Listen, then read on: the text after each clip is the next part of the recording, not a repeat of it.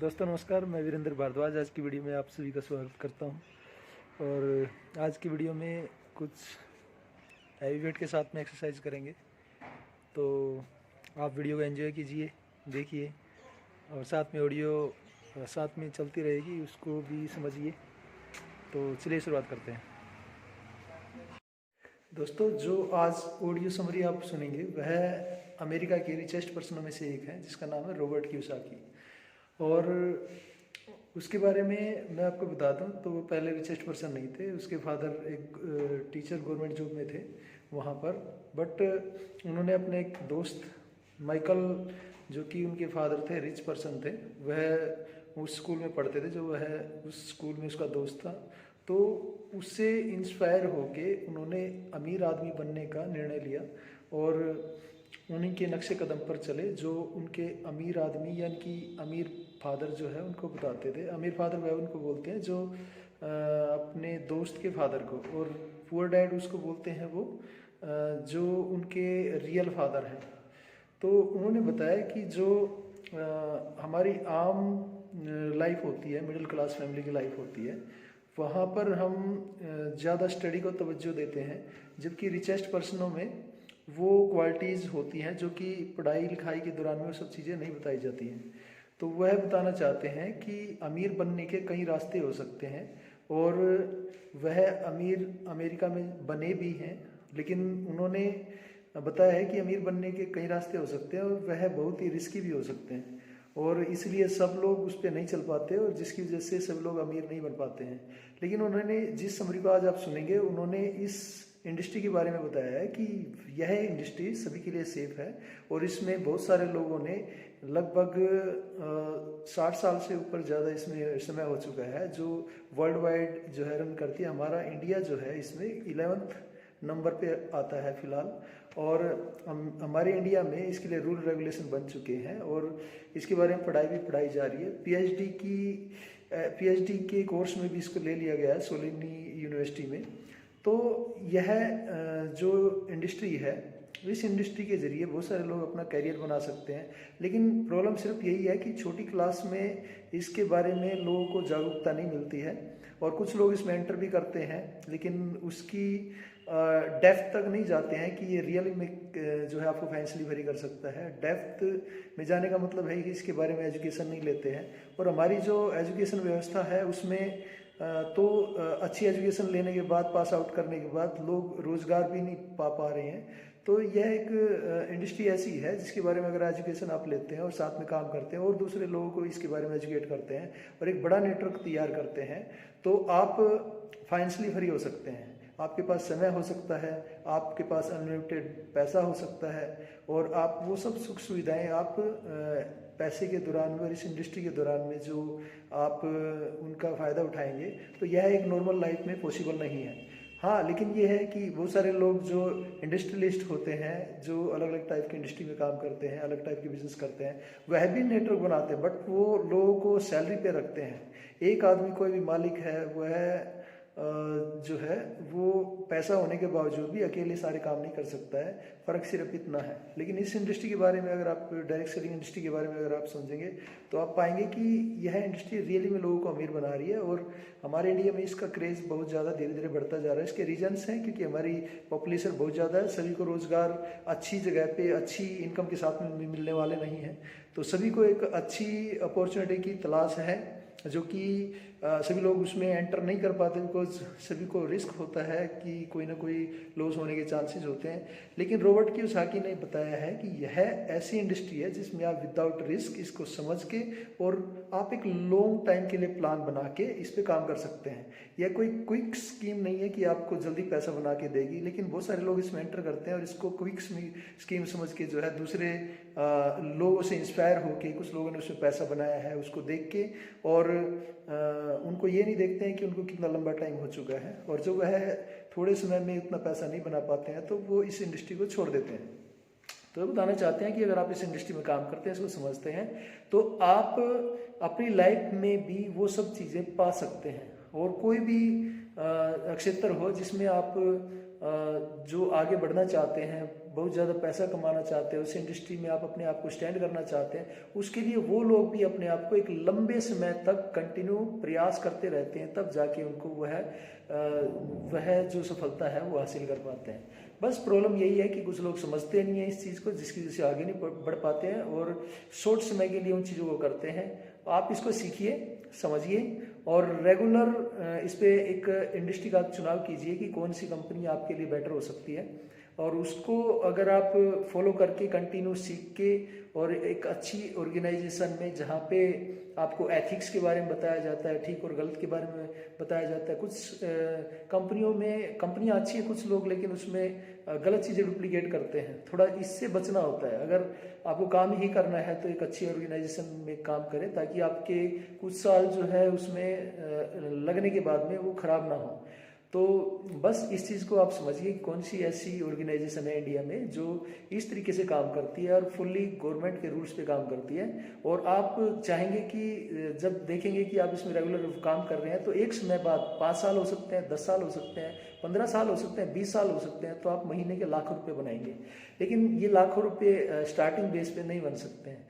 इसलिए मैं चाहूँगा कि इस जो समरी आप आज सुनेंगे इसको ध्यान से सुने, और इससे संबंधित और भी बहुत सारी जो इन्फॉर्मेशन, जो एजुकेशन यूट्यूब पे आप उसके बारे में इकट्ठा कीजिए। और मैं एक ऑर्गेनाइजेशन में काम करता हूँ, अगर आप चाहते हैं मेरे साथ उस चीज़ के बारे में डिस्कस करना, विचार करना और उसके साथ जुड़ के काम करना विदाउट अपनी कोई काम को छोड़े बिना, तो आप मेरे साथ भी काम कर सकते हैं। और अगर आप ऑलरेडी पहले से किसी अच्छी ऑर्गेनाइजेशन में हैं तो आप एजुकेशन लेते रहिए और हमारी वीडियोज़ को भी एंजॉय कीजिए और लगातार काम करते रहिए। तो चलिए शुरुआत करते हैं आज की एक्सरसाइज में के साथ में, इस वीडियो के साथ में, और एंजॉय कीजिए आप।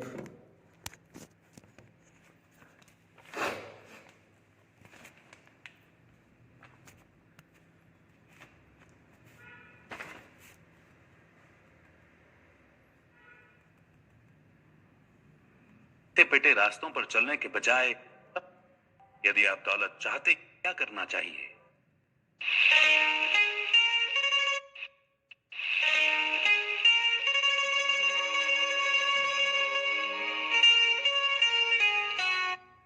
दोस्तों मैं चाहूँगा इस ऑडियो को आप कंप्लीट सुने, पूरा समझे, क्योंकि बहुत सारे लोग जो बहुत शॉर्ट में छोटी छोटी चीज़ें सुनते हैं तो उससे एक ज़्यादा एजुकेशन नहीं ले पाते हैं, और प्रॉपर तरीके से एजुकेशन लेने के लिए उस चीज़ को समझना ज़रूरी है। तो जो रॉबर्ट कियोसाकी हैं उन्होंने कई तरह की बुक लिखी हैं, जैसे कि रिच डैड पुअर डैड, उसको आप समझिए, और बिजनेस स्कूल है उसको आप समझिए, ऑडियो में भी आपको मिल जाएंगी वो बुक। और साथ में कैश फ्लो है, 21वीं सदी का बिजनेस है, ये 21वीं सदी का बिजनेस का ऑडियो आप सुनेंगे। और साथ में एक फेक जो नाम की बुक है उसको आप सुन सकते हैं।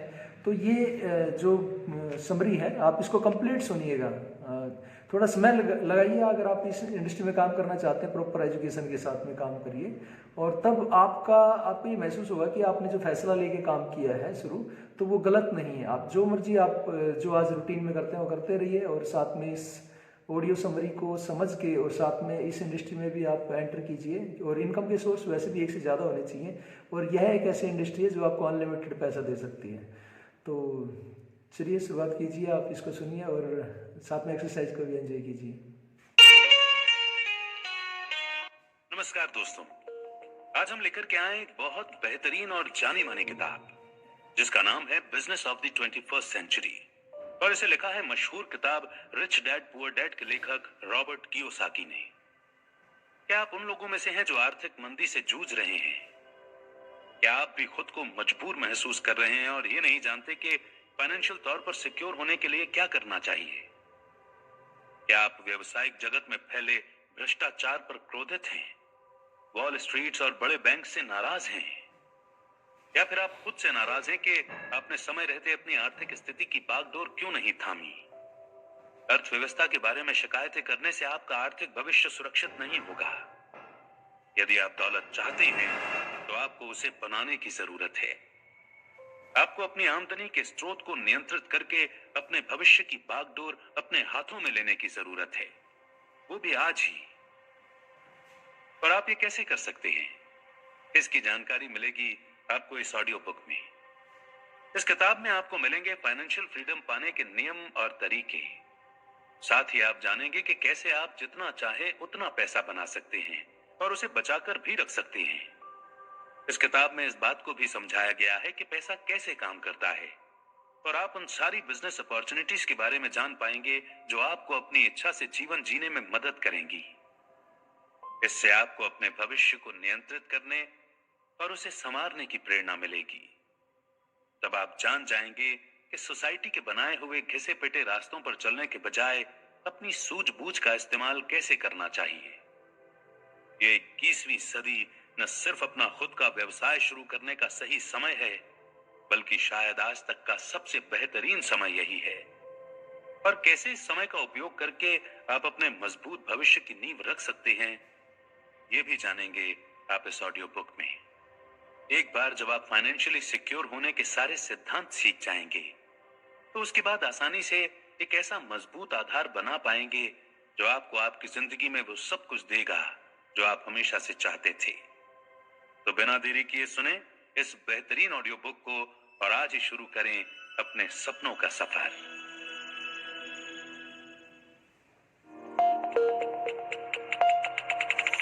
अर्थव्यवस्था की हालत खस्ता है और आपकी नौकरी संकट में है, बशर्त आपकी नौकरी अब भी बची हुई हो। जरा ठहरें, क्या आपको पता है मैं ये बात बरसों से कह रहा हूं। जब मैंने ये कहा था तो ज्यादातर लोगों ने अनसुना कर दिया था। उनके कान तो तभी खुले जब इतना बड़ा विश्वव्यापी आर्थिक संकट धमक कर उनके सामने खड़ा हो गया। बहरहाल ये पुस्तक इस बारे में नहीं है कि हर चीज ठेले पर सवार होकर रसातल में क्यों और कैसी चली गई। ये तो इस बारे में है कि ये बहुत बुरी खबर बहुत अच्छी खबर में कैसे बदल सकती है, बशर्ते कि आपको इसका तरीका मालूम हो। व्यवसाय के बारे में मैंने दो लोगों से सीखा।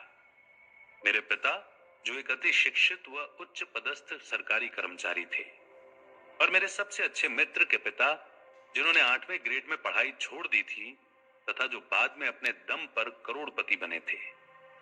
मेरे असल पिता जीवन भर आर्थिक समस्याओं से जूझते रहे और बरसों की कड़ी मेहनत के बावजूद अंतिम वक्त में उनके पास कुछ भी नहीं था। दूसरी ओर मेरे सबसे अच्छे मित्र के पिता अंततः हवाई के सबसे दौलतमंद लोगों में से एक बने। मैं इन दोनों को अपना गरीब डैडी और अमीर डैडी मानता था। मैं अपने असल डैडी से बहुत प्रेम करता था और उनका सम्मान भी। मैंने कसम खाई थी कि ज्यादा से ज्यादा लोगों की मदद करूंगा ताकि जीवन में मेरे डैडी को जो अपमान और असफलता झेलनी पड़ी वो बाकी लोगों को न झेलनी पड़े। घर से बाहर कदम रखने पर मुझे सभी तरह के अनुभव हुए। नौसेना में भर्ती होकर मैंने वियतनाम में हेलीकॉप्टर चालक के रूप में सेवाएं दी। मैंने जेरोक्स कॉर्पोरेशन में भी काम किया। शुरुआत में तो मैं उनका सबसे बुरा सेल्स पर्सन था, लेकिन 4 साल बाद जेरोक्स छोड़ते वक्त मैं उनका सर्वश्रेष्ठ सेल्स पर्सन बन चुका था। जेरोक्स को अलविदा कहने के बाद मैंने करोड़ों डॉलर की कई अंतरराष्ट्रीय कंपनियां खड़ी की और अंततः 47 वर्ष की उम्र में रिटायर हो गया ताकि अपना सपना पूरा कर सकूं, यानी दूसरों को यह सिखा सकूं कि घुट घुट कर औसत जीवन से संतुष्ट होने या समझौता करने के बजाय दौलत कैसे बनाई जाए और अपने सपनों का जीवन कैसे जिया जाए। अपने अनुभवों के आधार पर 1997 में मैंने एक छोटी सी पुस्तक लिखी। इसने कम से कम कुछ पाठकों के दिलो दिमाग पर तो असर जरूर डाला होगा। Rich dad poor dad New York times के बेस्ट सेलर सूची के शिखर पर पहुंच गई और 4 वर्ष से भी अधिक समय तक वहीं बनी रही। इसे all time best selling business book के खिताब से भी नवाजा गया। इसके बाद मैं रिच डैड सीरीज की बहुत सी पुस्तकें लिख चुका हूं। हालांकि हर पुस्तक एक अलग पहलू पर केंद्रित है, लेकिन उन सभी का संदेश कमोवेश वही है जो उस पहली पुस्तक का था, और वही संदेश इस पुस्तक की भी बुनियाद है जिसे आप इस वक्त अपने हाथों में थामे हैं और सुन रहे हैं। अपनी आर्थिक स्थिति की बागडोर थामे या फिर जीवन भर दूसरों के आदेशों का पालन करने की आदत डाल लें। आप या तो धन के स्वामी होते हैं या फिर इसके दास। विकल्प चुनना आपके हाथ में है। मैं बहुत सौभाग्यशाली रहा हूं कि मुझे जीवन में ऐसे अनुभव और मार्गदर्शक मिले जिन्होंने मुझे सच्ची दौलत बनाने का तरीका सिखाया। फलस्वरूप मुझे जल्दी ही रिटायर होने में कामयाबी मिली और दोबारा कभी काम करने की कोई जरूरत नहीं रही। उस वक्त तक मैं अपने परिवार का भविष्य संवारने के लिए काम कर रहा था। उसके बाद मैं आपका भविष्य संवारने के लिए काम कर रहा हूं। पिछले 10 वर्षों से मैं सबसे प्रभावी और व्यवहारिक तरीके खोजने के प्रति समर्पित हूं, जिनसे लोग ये सीख सकें कि सच्ची दौलत कैसे बनाई जा सकती है और 21वीं सदी में वे अपने जीवन का कायाकल्प कैसे कर सकते हैं। रिच डैड सीरीज की पुस्तकों के जरिए मेरे साझेदारों और मैंने कई प्रकार के उद्यमों तथा निवेश के बारे में लिखा है, लेकिन गहन शोध के इन वर्षों के दौरान मुझे एक खास बिजनेस मॉडल नजर आया। मुझे पूरा यकीन है कि इसमें बहुसंख्यक लोगों के सफल होने की सबसे ज्यादा संभावना है और इसकी मदद से वे अपने आर्थिक जीवन, भविष्य तथा भाग्य की बागडोर थाम सकते हैं। एक और बात, जब मैं सच्ची दौलत कहता हूं तो मेरा मतलब सिर्फ धन तक ही सीमित नहीं है। धन पूरी दौलत नहीं है, ये तो इसका एक हिस्सा मात्र है। सच्ची दौलत का संबंध जितना पैसे बनाने से है, उतना ही उस व्यक्ति से भी है जो पैसे बना रहा है। इस पुस्तक में मैं ये बताने जा रहा हूं कि आपको अपना खुद का व्यवसाय खड़ा करने की जरूरत क्यों है और आपको कौन सा व्यवसाय शुरू करना चाहिए। लेकिन मुद्दा आपके वर्तमान व्यवसाय या नौकरी को बदलना ही नहीं है। मुद्दा दरअसल ये भी है कि आप खुद को बदल लें। मैं आपको बता सकता हूं कि अपना आदर्श व्यवसाय खड़ा करने के लिए आवश्यक चीजें कैसे खोजें, लेकिन अपने व्यवसाय का विकास करने के लिए आपको अपना भी विकास करना होगा। प्रकाश की किरण। 13 जुलाई 2009 के अंक में टाइम्स मैगजीन ने पेज 2 पर एक लेख छापा, रॉबर्ट कियोसाकी के लिए 10 सवाल। उनमें से एक सवाल यह था कि क्या इस उथल पुथल भरी अर्थव्यवस्था में नई कंपनियां बनाने के अवसर मौजूद हैं। सवाल पढ़कर मेरे मन में पहला विचार तो यह आया कि क्या आप मजाक कर रहे हैं। बाद में मैंने इसके जवाब में यह कहा, यह सर्वश्रेष्ठ समय है। जब समय खराब होता है तभी सच्चे उद्यमी उभर कर सामने आते हैं। उद्यमी दरअसल इस बात की परवाह नहीं करते कि बाजार की हालत अच्छी है या खराब। वे तो बेहतर प्रोडक्ट्स और बेहतर प्रक्रियाएं उत्पन्न करते रहते हैं। इसलिए जब भी कोई कहता है कि अब तो अवसर कम हो गए, तो इसका कारण सिर्फ इतना है कि वे पराजित हो चुके हैं। अर्थव्यवस्था के बारे में आपको तमाम बुरी खबरें मालूम हैं। अच्छी खबर का इंतजार करें। देखिए, सच तो यह है कि इस मामले में बुरी खबर ही अच्छी खबर है। मैं आपसे वही कहूंगा जो मैंने टाइम मैगजीन में कहा था, अपना खुद का व्यवसाय शुरू करने के लिए मंदी का दौर ही सर्वश्रेष्ठ होता है। जब अर्थव्यवस्था धीमी होती है तो उद्यमिता सर्द रात में लकड़ी के अलाव की तरह धधकने लगती है। सवाल, माइक्रोसॉफ्ट और डिज्नी साम्राज्यों में इसके अलावा क्या समानता है कि वे दोनों ही अरबों डॉलर के बहुत सफल व्यवसाय हैं तथा बच्चा बच्चा उनका नाम जानता है। उत्तर, वे दोनों ही मंदी के दौर में शुरू हुए थे। दरअसल डाउ जोन्स इंडस्ट्रियल एवरेज के आधे से ज्यादा कॉरपोरेशंस मंदी के दौर में ही शुरू हुए थे। ऐसा क्यों? जवाब सरल है। आर्थिक अनिश्चितता के दौर में लोग ज्यादा रचनात्मक हो जाते हैं। वे अपने आरामदेह दायरे को तोड़कर बाहर आ जाते हैं और गुजारा करने के लिए पहल शक्ति का इस्तेमाल करते हैं। ये अच्छे पुराने जमाने की अमेरिकी उद्यमिता है अपने सर्वश्रेष्ठ रूप में। जब यात्रा मुश्किल हो जाती है तो दृढ़ इच्छा शक्ति वाले लोग आगे निकल जाते हैं। एक बात तो तय है कि मुश्किल आर्थिक दौर में नए अवसर के लिए बाजार परिपक्व होता है। 5 वर्ष पहले जब मकानों के दाम आसमान छू रहे थे और कर्ज आसानी से मिल रहा था, तब कोई भूखा नहीं था। लोगों के पेट भरे हुए थे, वे सुरक्षित महसूस कर रहे थे और बहुत कम लोग आमदनी के वैकल्पिक साधनों की तलाश कर रहे थे। कर्मचारी अपनी कंपनियों के आर्थिक स्थायित्व के बारे में चिंतित नहीं थे और उन्हें यह चिंता भी नहीं सता रही थी कि आगे चलकर उन्हें कहीं नौकरी से न निकाल दिया जाए। लेकिन अब हर जगह छटनी का बोलबाला है। इसीलिए हर व्यक्ति को चिंता सता रही है कि भविष्य में न जाने क्या होगा।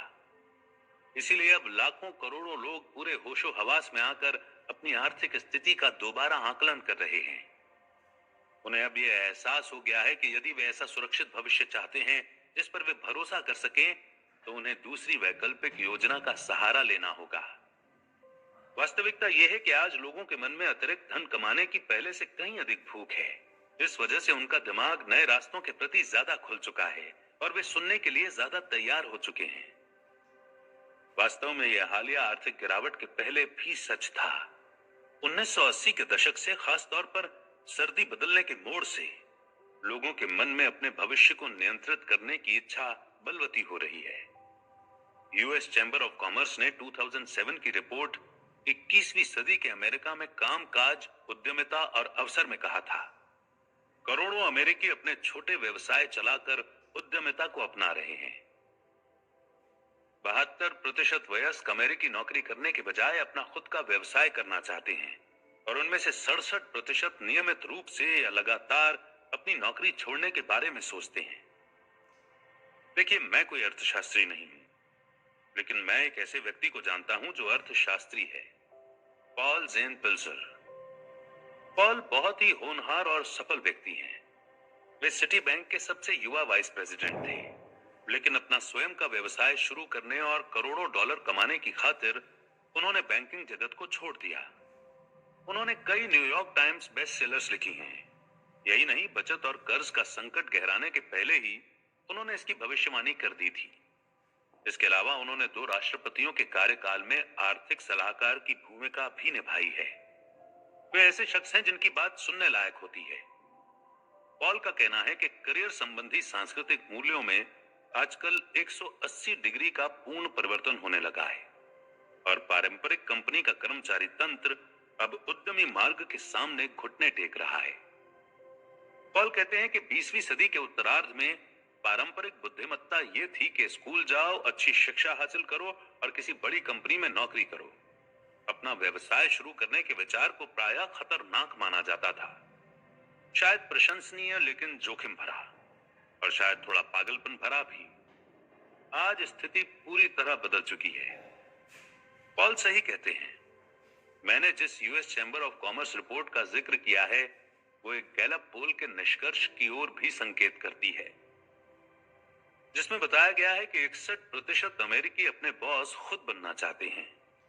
फ्रेस्नो रिसर्च फर्म डिसाइफर के एक अन्य सर्वेक्षण में यह पाया गया कि 72% वयस्क अमेरिकी नौकरी करने के बजाय अपना खुद का व्यवसाय शुरू करना चाहते हैं और उनमें से 67% नियमित रूप से या लगातार अपनी नौकरी छोड़ने के बारे में सोचते हैं। देखिए, ये केवल आजीविका कमाने के बारे में नहीं है, ये तो हमारे जीवन की गुणवत्ता के बारे में भी है कि हम कैसे जी रहे हैं। लोग अब जाग चुके हैं। अब वे अपने जीवन पर अधिक नियंत्रण चाहते हैं। वे अपने परिवार से ज्यादा जुड़ना चाहते हैं, अपने समय के मालिक खुद बनना चाहते हैं, ऑफिस के बजाय घर पर रहकर काम काज करना चाहते हैं, अपनी तकदीर की इबारत खुद लिखना चाहते हैं। डिसाइफर के अध्ययन में 84% लोगों ने कहा था कि यदि वे खुद अपने व्यवसाय के मालिक बन जाएं, तो ज्यादा जोश से काम करेंगे। उन्होंने अपना काम खुद करने की इच्छा का सबसे बड़ा कारण क्या बताया? अपने कामकाजी जीवन के बारे में अधिक जोशीला बनना। दरअसल हो यह रहा है कि नौकरी की सुरक्षा का 20वीं सदी का मिथक हमारी आंखों के सामने धराशायी हो रहा है, जिसमें यह वादा किया जाता था कि किसी दूसरे के लिए नौकरी करना ही दीर्घकालीन, सुखद और संतुष्टिदायक जीवन का मार्ग है। रोजगार का मिथक। परिस्थितियां अधिकांश लोगों के दिमाग में कई मिथ्याएं डाल देती हैं, जिस वजह से हम रोजगार को सामान्य मानने लगते हैं, लेकिन ऐतिहासिक दृष्टि से यह सामान्य नहीं है। दरअसल कर्मचारी बनने की पूरी अवधारणा कुछ समय ही पुरानी है। कृषि युग में अधिकांश लोग उद्यमी थे। हाँ, वे राजा की जमीन पर काम करने वाले किसान जरूर थे, लेकिन राजा के कर्मचारी नहीं थे। राजा उन्हें तनख्वाह नहीं देता था। वास्तव में होता इसका उल्टा था। किसान राजा की जमीन का उपयोग करने के बदले उसे कर देते थे। ये किसान दरअसल छोटे व्यवसाय के उद्यमी रूप में अपनी आजीविका कमाते थे। वे कसाई का काम करते थे, बेकरी चलाते थे और मोमबत्तियां बनाते थे। उनका व्यवसाय पुश्तैनी था और उनकी संतानें भी बाद में वही काम करने लगती थी। पेशे से परिवार की पहचान कुल नामों या सरनेमों के जरिए आज तक चली आ रही है। स्मिथ गांव के लोहार का सरनेम था, बेकर बेकरी मालिकों का सरनेम था, फार्मर केवल खेती पर निर्भर परिवारों का सरनेम था, टेलर दर्जियों का सरनेम था और कूपर पीपे बनाने वालों का सरनेम था।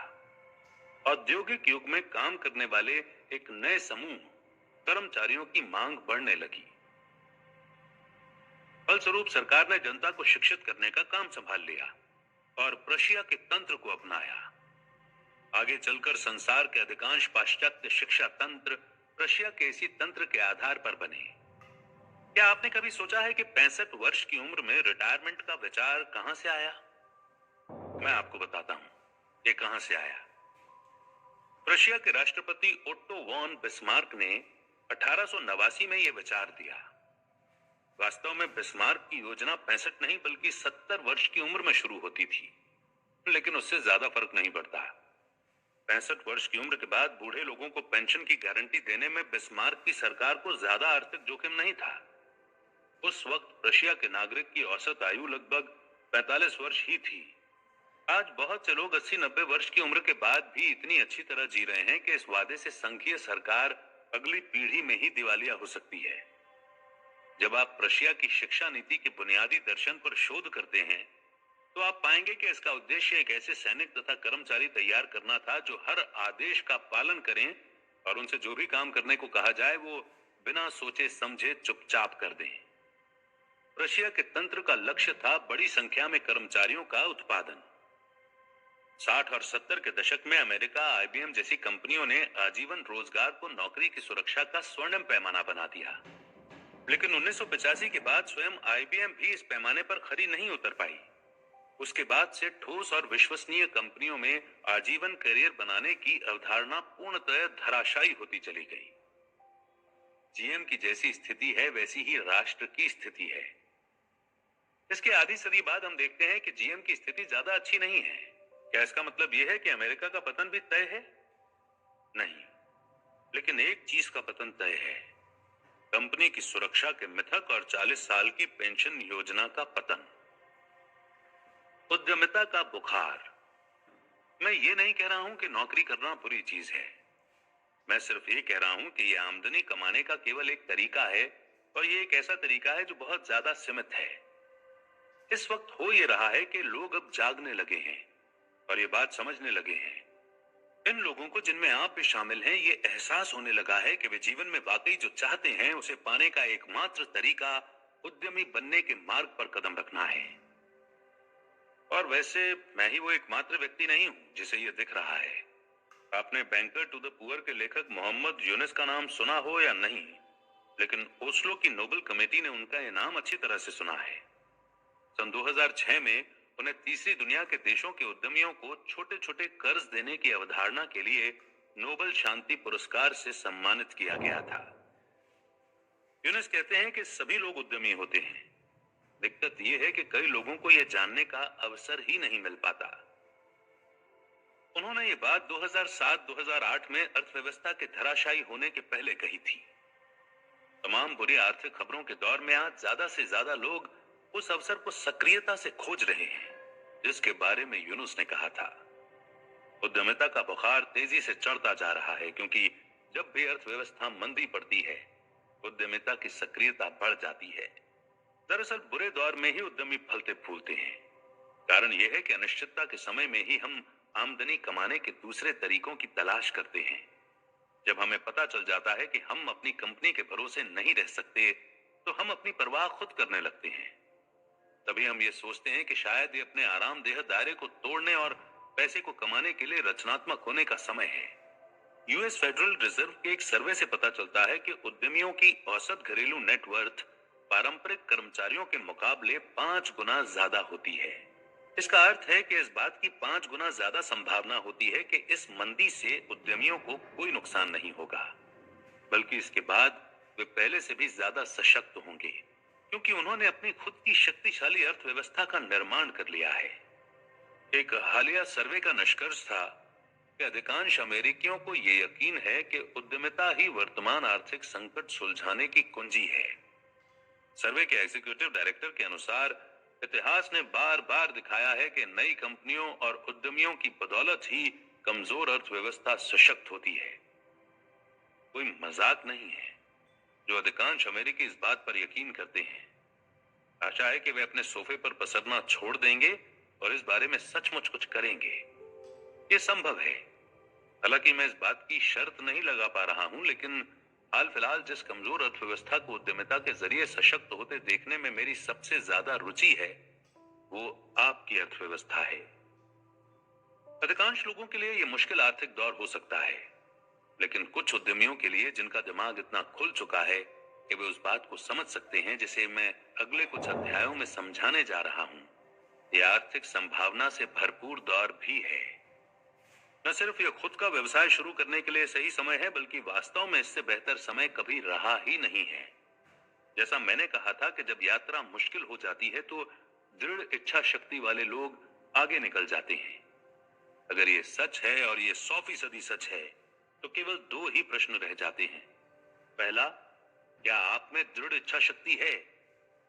यदि आपका उत्तर हाँ है, तो दूसरा प्रश्न है कि आप किस राह पर चलें। मैं आपकी ओर से पहले प्रश्न का उत्तर तो नहीं दे सकता, लेकिन मुझे पूरी तरह से मालूम है कि दूसरे प्रश्न का उत्तर कैसे दिया जाए। ये पूरी पुस्तक इसी प्रश्न का उत्तर देने के बारे में है।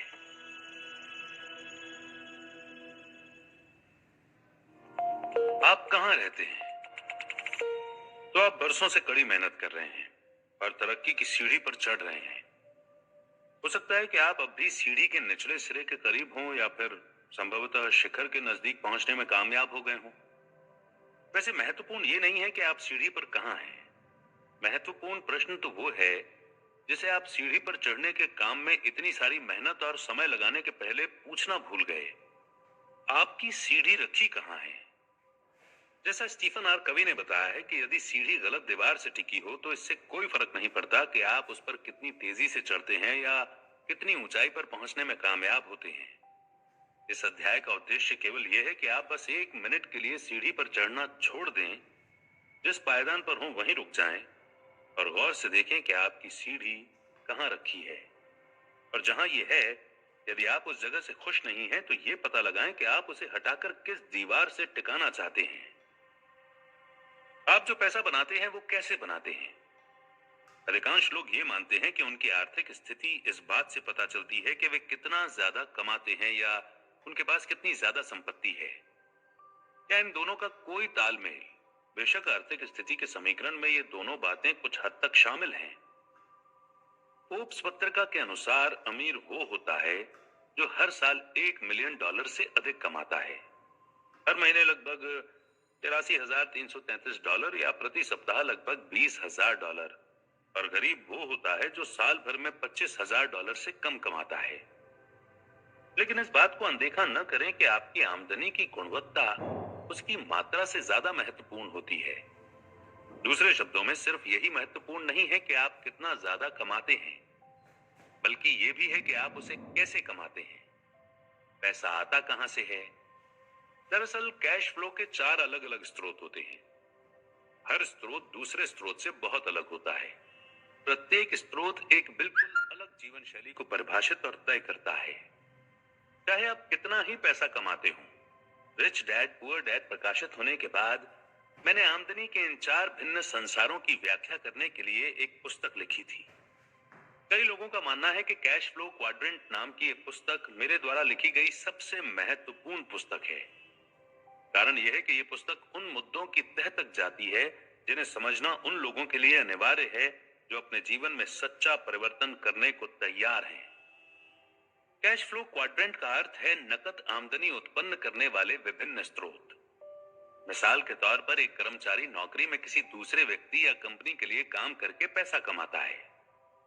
सेल्फ एम्प्लॉयड लोग अपने लिए काम करके पैसे कमाते हैं, चाहे वे अकेले काम करें या अपने छोटे से व्यवसाय के माध्यम से।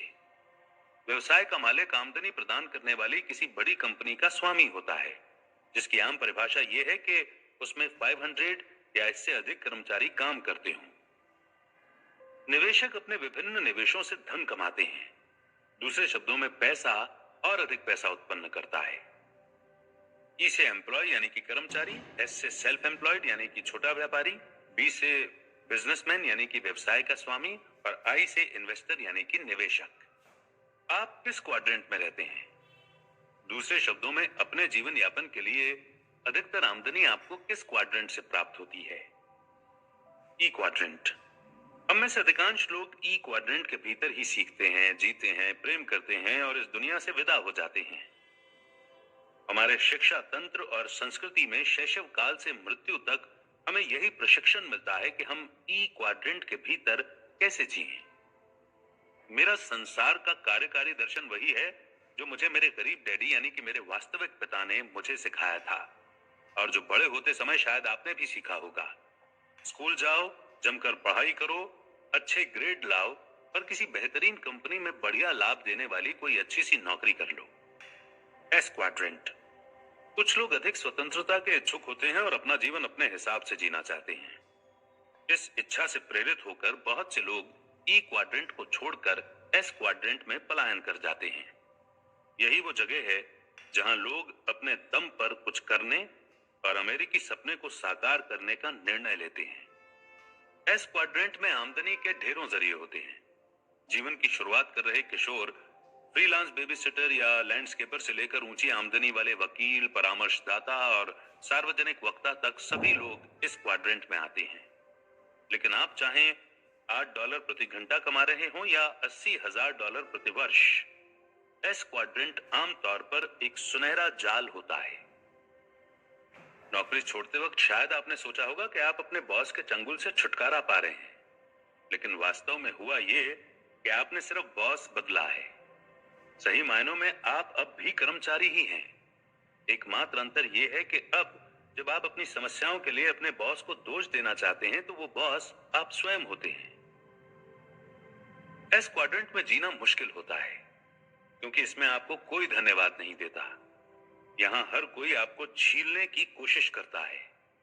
सरकार आपको छीलती है, सप्ताह में एक दिन की कमाई आपको कर में देनी पड़ती है, आपके कर्मचारी आपको छीलते हैं, ग्राहक आपको चूना लगाने की कोशिश करते हैं और आपका परिवार आपकी आलोचना करता है क्योंकि आप काम से कभी छुट्टी ही नहीं लेते हैं। आप ले भी कैसे सकते हैं? अगर आपने छुट्टी ली तो आपका धंधा मारा जाएगा। आपके पास जरा भी खाली समय नहीं होता क्योंकि अगर आप खाली बैठे तो व्यवसाय में आमदनी नहीं होगी। सच्चे मायनों में इसका अर्थ होता है गुलामी। वास्तव में आप अपने व्यवसाय के मालिक नहीं हैं, आपका व्यवसाय आपका मालिक है। B quadrant. बी क्वाड्रेंट वो स्थान है जहां लोग बड़ी बड़ी कंपनियां खड़ी करते हैं। एस व्यवसाय और बी व्यवसाय में अंतर यह होता है कि अपने एस व्यवसाय के लिए आप काम करते हैं जबकि आपका बी व्यवसाय आपके लिए काम करता है। मेरे पास कई बी व्यवसाय हैं जिनमें निर्माण, रियल एस्टेट, खनन कंपनियां और कई व्यवसाय शामिल हैं। जो लोग बी क्वाड्रेंट में जीते और काम करते हैं उन पर मंदी का खास असर नहीं होता क्योंकि अपनी आमदनी के स्रोत पर उनका पूरा नियंत्रण होता है। आई क्वाड्रेंट। ये रॉकेट विज्ञान नहीं है। मेरे अमीर डैडी ने मोनोपोली खेल के जरिए मुझे आई क्वाड्रेंट में जीना सिखाया था और हम सभी जानते हैं कि ये कैसे काम करता है। चाहे हरे मकान, एक लाल होटल, 4 हरे मकान, एक लाल होटल। अब जरा मुझे ये स्पष्ट करने दें कि इन क्वाड्रेंट्स को समझना इतना महत्वपूर्ण क्यों है। आपने कितनी बार देखा है कि कोई व्यक्ति अपनी नौकरी के बारे में शिकायत करता है, फिर वो नौकरी बदल देता है, लेकिन कुछ साल बाद आपको दोबारा वही पुरानी शिकायतें सुनने को मिलती हैं। मैं काफी समय से कड़ी मेहनत कर रहा हूं लेकिन मैं आगे ही नहीं बढ़ पा रहा हूं। जब भी मेरी तनख्वाह बढ़ती है हर बार और खर्च बढ़ जाने के कारण ये बराबर हो जाती है। मैं ये चीज करना चाहूंगा लेकिन जीवन के इस दौर में दोबारा कॉलेज जाकर कोई नया पेशा नहीं सीख सकता। ये नौकरी घटिया है, मेरा बॉस घटिया है, जीवन घटिया है। ये और इन जैसी दर्जनों अन्य बातें बताती हैं कि व्यक्ति फंसा हुआ है। वैसे दरअसल वो किसी खास नौकरी में नहीं बल्कि एक खास क्वाड्रेंट के चंगुल में फंसा हुआ है। समस्या ये होती है कि ज्यादातर मौकों पर जब लोग अपने जीवन में सचमुच कोई परिवर्तन करते हैं तो वे बस अपनी नौकरी बदलते हैं जबकि उन्हें क्वाड्रेंट बदलना चाहिए था। अधिकांश लोग या तो ई या फिर एस क्वाड्रेंट में ही रहते हैं। हम यहीं पर बड़े होते हैं और जीने का प्रशिक्षण प्राप्त करते हैं। हमें बताया जाता है कि अच्छे ग्रेड लाओ ताकि तुम्हें कोई अच्छी नौकरी मिल जाए, लेकिन आपके ग्रेड से बी क्वाड्रेंट में कोई फर्क नहीं पड़ता। आपका बैंकर आपका रिपोर्ट कार्ड नहीं देखना चाहता है, वो तो आपका फाइनेंशियल स्टेटमेंट देखना चाहता है। नौकरी के इन पुराने तंत्रों को तोड़ना और अपनी खुद की आमदनी के नए स्रोत उत्पन्न करना बहुत जरूरी है, क्योंकि इसके बाद ही आप आर्थिक तूफान से मुकाबला करने की सर्वश्रेष्ठ स्थिति में आते हैं। सिर्फ इसलिए क्योंकि अपनी सालाना आमदनी को तय करने के लिए आप किसी बॉस या अर्थव्यवस्था पर निर्भर नहीं होते। अब आप इसे खुद तय करते हैं। कम से कम 80% लोग इन्हीं दो क्वाड्रेंट में जीते हैं, खासतौर पर ई क्वाड्रेंट में। हमें सिखाया जाता है कि हमें सुरक्षा यहीं मिलेगी। दूसरी ओर बी और आई क्वाड्रेंट में स्वतंत्रता का वास होता है। यदि आप उस हिस्से में जीना चाहते हैं तो आप इसे संभव बना सकते हैं, लेकिन यदि आप ई और एस वाले हिस्से की तुलनात्मक सुरक्षा चाहते हैं तो मैं यहां जो बताने जा रहा हूं वो शायद आपके लिए नहीं है। ये एक ऐसा निर्णय है जिसे सिर्फ आप ही ले सकते हैं। आप किस क्वाड्रेंट में रहते हैं? आप किस क्वाड्रेंट में रहना चाहते हैं? आपके बुनियादी आर्थिक जीवन मूल्य। 4 क्वाड्रेंट्स महज 4 अलग अलग व्यवसायिक तंत्र ही नहीं है, ये तो 4 अलग अलग मानसिकताओं के सूचक हैं। आप अपनी बुनियादी आमदनी किस क्वाड्रेंट से कमाने का चुनाव करते हैं, उसका बाहरी परिस्थितियों, आपकी शिक्षा, प्रशिक्षण, अर्थव्यवस्था या आपके आसपास उपलब्ध अवसरों से बहुत कम संबंध है।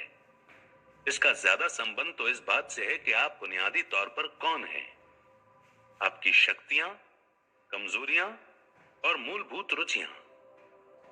इसका संबंध तो आपकी बुनियादी आर्थिक जीवन मूल्यों से है। यही बुनियादी भिन्नताएं हमें अलग अलग क्वाड्रेंट्स के प्रति आकर्षित या विकर्षित करती हैं। इसे समझना महत्वपूर्ण है, क्योंकि इसका मतलब यह है कि ई या एस क्वाड्रेंट को छोड़कर बी क्वाड्रेंट में पहुंचना उतना सरल नहीं है जितना कि पोस्ट ऑफिस जाकर अपना पता बदलने का फॉर्म भरना। आप न सिर्फ वो बदलते हैं जो आप करते हैं, बल्कि बहुत ही सच्चे मायने में आप खुद को भी बदलते हैं, या कम से कम अपने सोचने के तरीके को तो बदल ही लेते हैं। हो सकता है कि कुछ लोगों को कर्मचारी बने रहना अच्छा लगता हो, लेकिन बाकी लोग इससे नफरत करते हैं। कुछ लोग कंपनियों के मालिक तो बनना चाहते हैं, लेकिन उन्हें चलाना नहीं चाहते। कुछ लोगों को निवेश से प्रेम होता है, जबकि दूसरों को इसमें पैसा गंवाने का जोखिम ही जोखिम नजर आता है। हम में से अधिकांश लोगों में ये सभी प्रवृत्तियां कम या अधिक मात्रा में मौजूद रहती हैं। इस बात पर गौर करना भी महत्वपूर्ण है कि आप इन चारों क्वाड्रेंट्स में ही अमीर या गरीब बन सकते हैं। हर क्वाड्रेंट में लोगों ने करोड़ों रुपए कमाए हैं, और ऐसे भी लोग हैं जो हर क्वाड्रेंट में दिवालिया हुए हैं। ये बात गांठ बांध लें कि किसी क्वाड्रेंट में रहने भर से ही आपकी आर्थिक सफलता सुनिश्चित नहीं हो जाती। लोगों की बातचीत सुनकर ही आप समझ सकते हैं कि वे किस क्वाड्रेंट में रहते हैं। जब मैं 9 साल का था तो मैं अपने अमीर डैडी के साथ बैठने लगा था। जब वे कर्मचारियों की नियुक्ति करते समय उनका इंटरव्यू लेते थे। इन इंटरव्यूज से मैंने ये सीखा कि शब्दों के माध्यम से लोगों के बुनियादी जीवन मूल्यों को कैसे समझा जाए। मेरे अमीर डैडी कहते थे कि वे जीवन मूल्य उनकी आत्माओं से निकलते थे। यहाँ हर क्वाड्रेंट से निकलने वाले कुछ प्रमुख वाक्य बताए जा रहे हैं, जिनमें से प्रत्येक के बुनियादी जीवन मूल्य का एक रेखा चित्र भी है। ई क्वाड्रेंट के जीवन मूल्य। मैं एक सुरक्षित नौकरी की तलाश कर रहा हूं जिसमें अच्छी तनख्वाह मिले और उसके अलावा उत्कृष्ट लाभ भी मिलते रहें। ई क्वाड्रेंट में रहने वाले व्यक्ति का बुनियादी जीवन मूल्य होता है सुरक्षा। हो सकता है कि आप किसी कंपनी के वाइस प्रेसिडेंट हो और आपको मोटी तनख्वाह मिलती हो, लेकिन इसके बावजूद आपके बुनियादी जीवन मूल्य कंपनी के गेटकीपर जैसे हों, जिसे आपसे 10 गुना कम तनख्वाह मिलती है। ई क्वाड्रेंट वाला व्यक्ति, चाहे वो गेटकीपर हो या प्रेसिडेंट, अक्सर ऐसे शब्द सोचता या कहता है, मैं फायदों वाली किसी सुरक्षित नौकरी की तलाश कर रहा हूं, या ओवर टाइम के लिए हमें कितना मिलेगा, या हमें कितनी सवैतनिक छुट्टियां मिलेंगी। जब मैं ई क्वाड्रेंट वाले किसी व्यक्ति से बातें करते वक्त कहता हूं कि मुझे व्यवसाय शुरू करना बहुत अच्छा लगता है, तो वो अक्सर ऐसी टिप्पणियां करता है, वो तो ठीक है, लेकिन क्या इसमें जोखिम नहीं है? हम सभी जीवन को अपने बुनियादी जीवन मूल्यों के चश्मे से देखते हैं। मुझे जो चीज रोमांचक लगती है, हो सकता है कि वो किसी दूसरे को डरावनी लगे। इसीलिए ई और एस क्वाड्रेंट के लोगों के साथ रहते वक्त मैं आमतौर पर मौसम, खेल या टेलीविजन कार्यक्रमों के बारे में ही बातचीत करता हूं। एस क्वाड्रेंट के जीवन मूल्य। अगर आप कोई काम सही चाहते हैं तो उसे खुद करें। एस क्वाड्रेंट के लोगों का बुनियादी जीवन मूल्य होता है स्वतंत्रता। वे अपना मनपसंद काम करने की स्वतंत्रता चाहते हैं।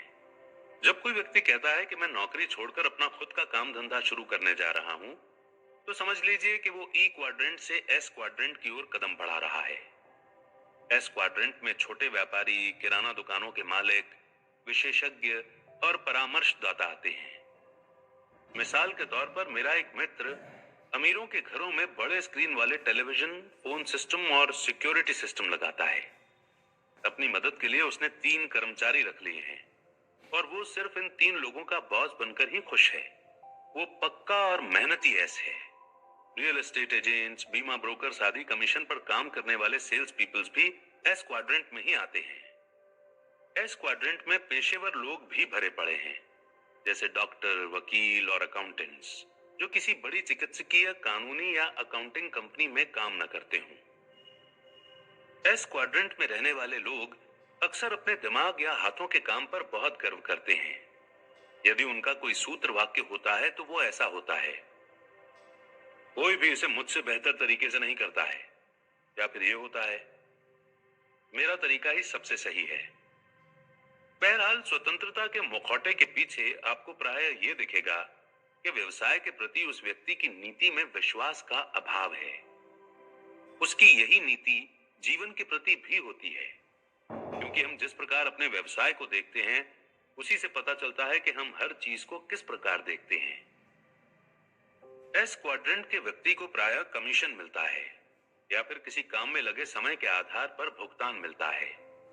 मिसाल के तौर पर इस क्वाड्रेंट का व्यक्ति इस प्रकार के शब्द कह सकता है, मेरा कमीशन कुल खरीदी के भाव का 6% है, या मेरी फीस $100 प्रति घंटा है, या लागत के अलावा मैं 10% फीस लेता हूं। जब भी मैं ई या एस क्वाड्रेंट के किसी व्यक्ति से मिलता हूं जिसे बी क्वाड्रेंट में रूपांतरण करने में मुश्किल आ रही होती है, तो मुझे आमतौर पर ऐसा व्यक्ति दिखता है जिसकी तकनीकी या प्रबंधन योग्यताएं तो बेहतरीन हैं, लेकिन उसमें नेतृत्व की योग्यता का बहुत अभाव है। मेरे अमीर डैडी कहा करते थे, यदि आप किसी टीम के लीडर हैं और साथ ही टीम के सबसे स्मार्ट व्यक्ति भी हैं, तो आपकी टीम संकट में है। एस क्वाड्रेंट वाले लोग प्रायः टीमों के साथ ज्यादा अच्छा काम नहीं कर पाते। उनमें थोड़े अहम की समस्या भी हो सकती है। एस से बी क्वाड्रेंट में छलांग लगाने के लिए आपको तकनीकी नहीं बल्कि नेतृत्व योग्यताओं में ऊंची छलांग लगाने की जरूरत होती है। जैसा मैं पहले भी कई बार कह चुका हूं कि असली दुनिया में ए ग्रेड वाले विद्यार्थी प्रायः सी ग्रेड वाले विद्यार्थियों के लिए काम करते हैं और बी ग्रेड वाले विद्यार्थी सरकार के लिए काम करते हैं। यदि आपने कभी खुद को यह कहते सुना हो कि अगर आप कोई काम सही चाहते हैं तो उसे खुद करें, या आप खुद ऐसा सोचते हो, तो शायद ये अच्छा समय है कि आप इस जीवन दर्शन का गौर से अवलोकन करें। बी क्वाड्रेंट के जीवन मूल्य। अपनी टीम में शामिल करने के लिए मैं सर्वश्रेष्ठ लोगों की तलाश कर रहा हूं। बी क्वाड्रेंट के लोगों का बुनियादी जीवन मूल्य होता है दौलत बनाना। जो लोग शून्य से शुरुआत करके बेहतरीन बी क्वाड्रेंट व्यवसाय बनाते हैं, वे अक्सर प्रबल उद्देश्य वाले होते हैं। वे बेहतरीन टीम तथा उत्कृष्ट टीम वर्क को महत्व देते हैं। वह अधिकाधिक लोगों की सेवा करना चाहते हैं या उनके साथ काम करना चाहते हैं।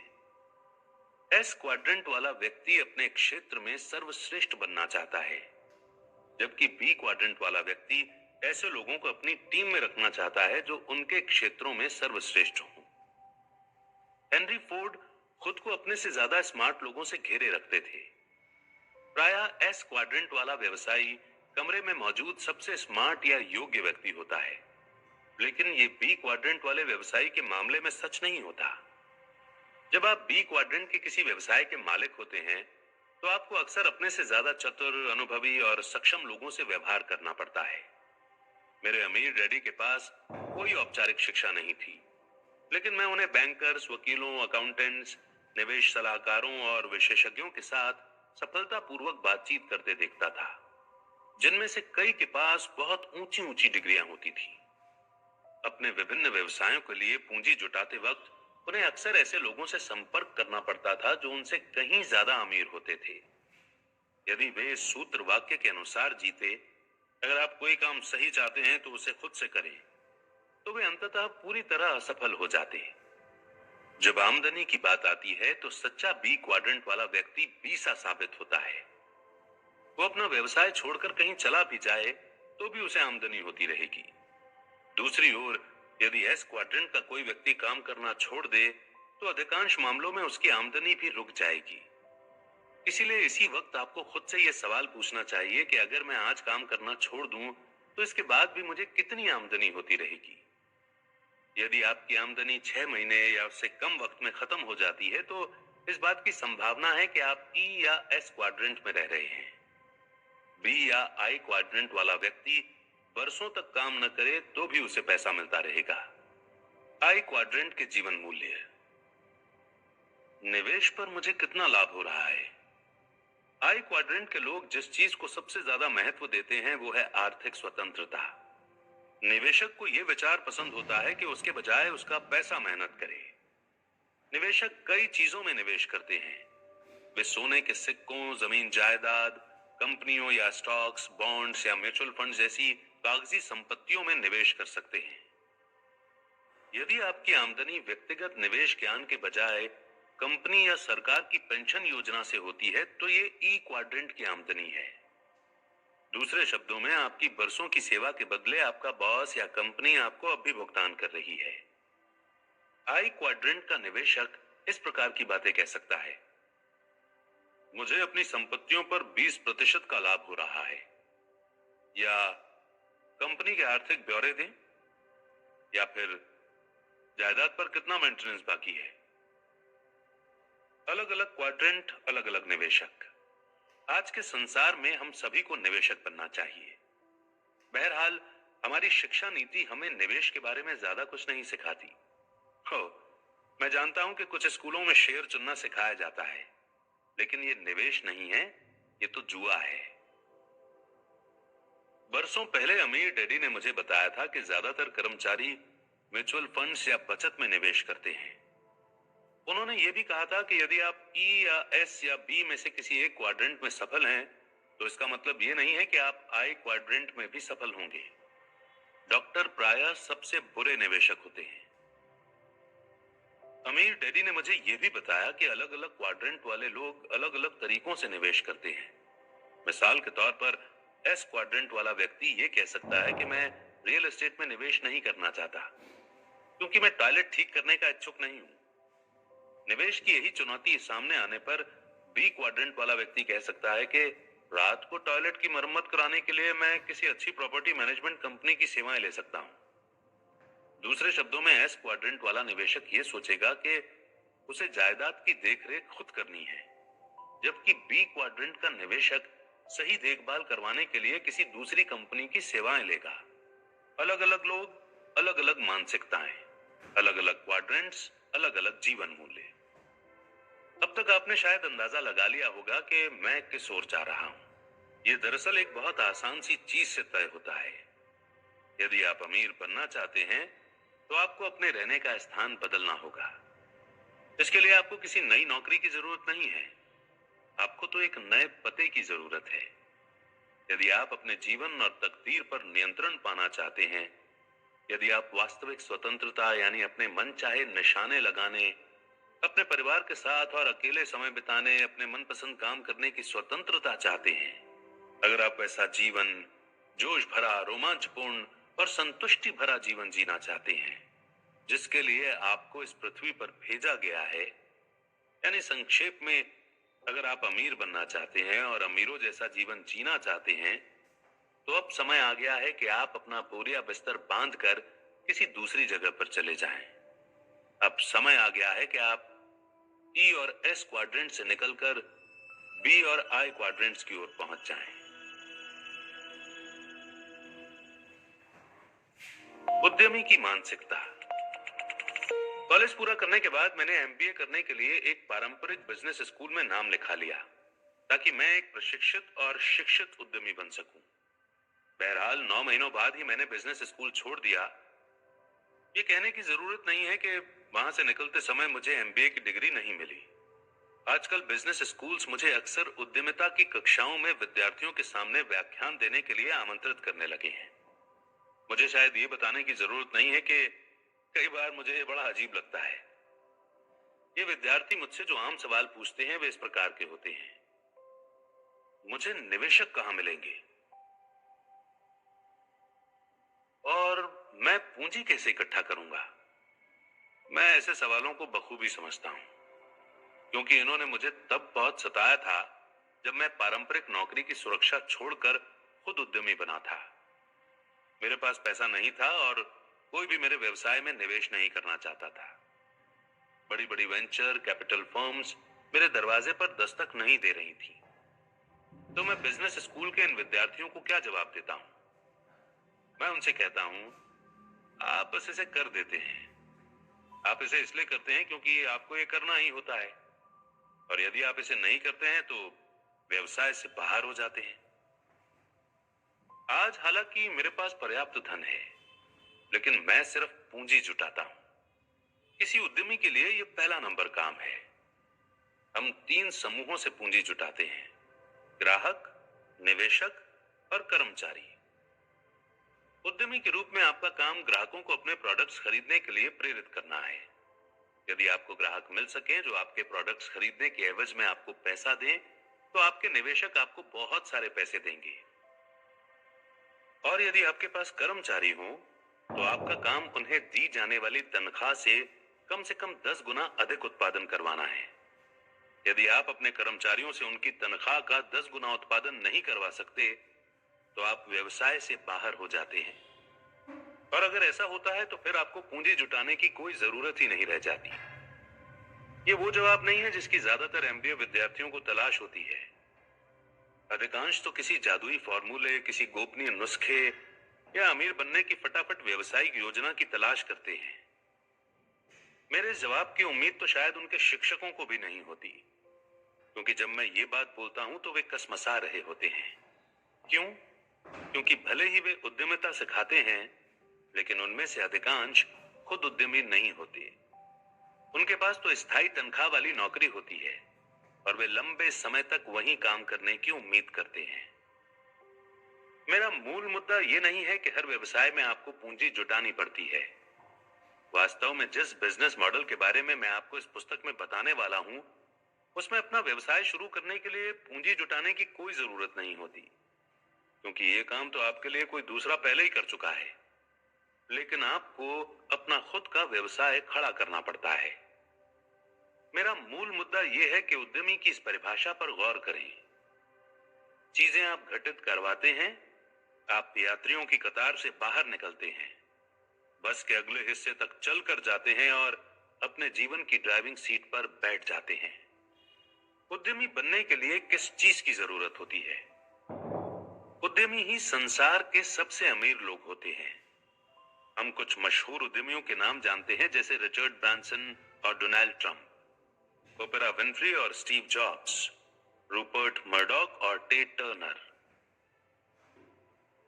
लेकिन सबसे दौलतमंद उद्यमी वे लोग हैं जिनके बारे में आपने और मैंने कभी नहीं सुना होगा, क्योंकि पत्र पत्रिकाएं उन पर ज्यादा ध्यान नहीं देती हैं।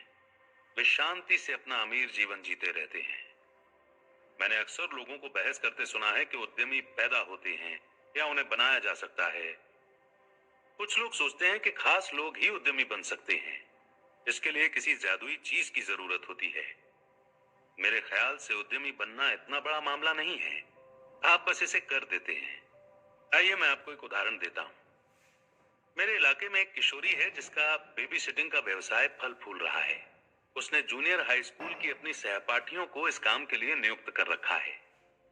वो एक उद्यमी है। एक और लड़का स्कूल के बाद छुटपुट कामों का व्यवसाय करता है। वो एक उद्यमी है। अधिकांश बच्चों के मन में डर नहीं होता, जबकि अधिकांश वयस्कों के मन में डर के सिवाय कुछ नहीं होता।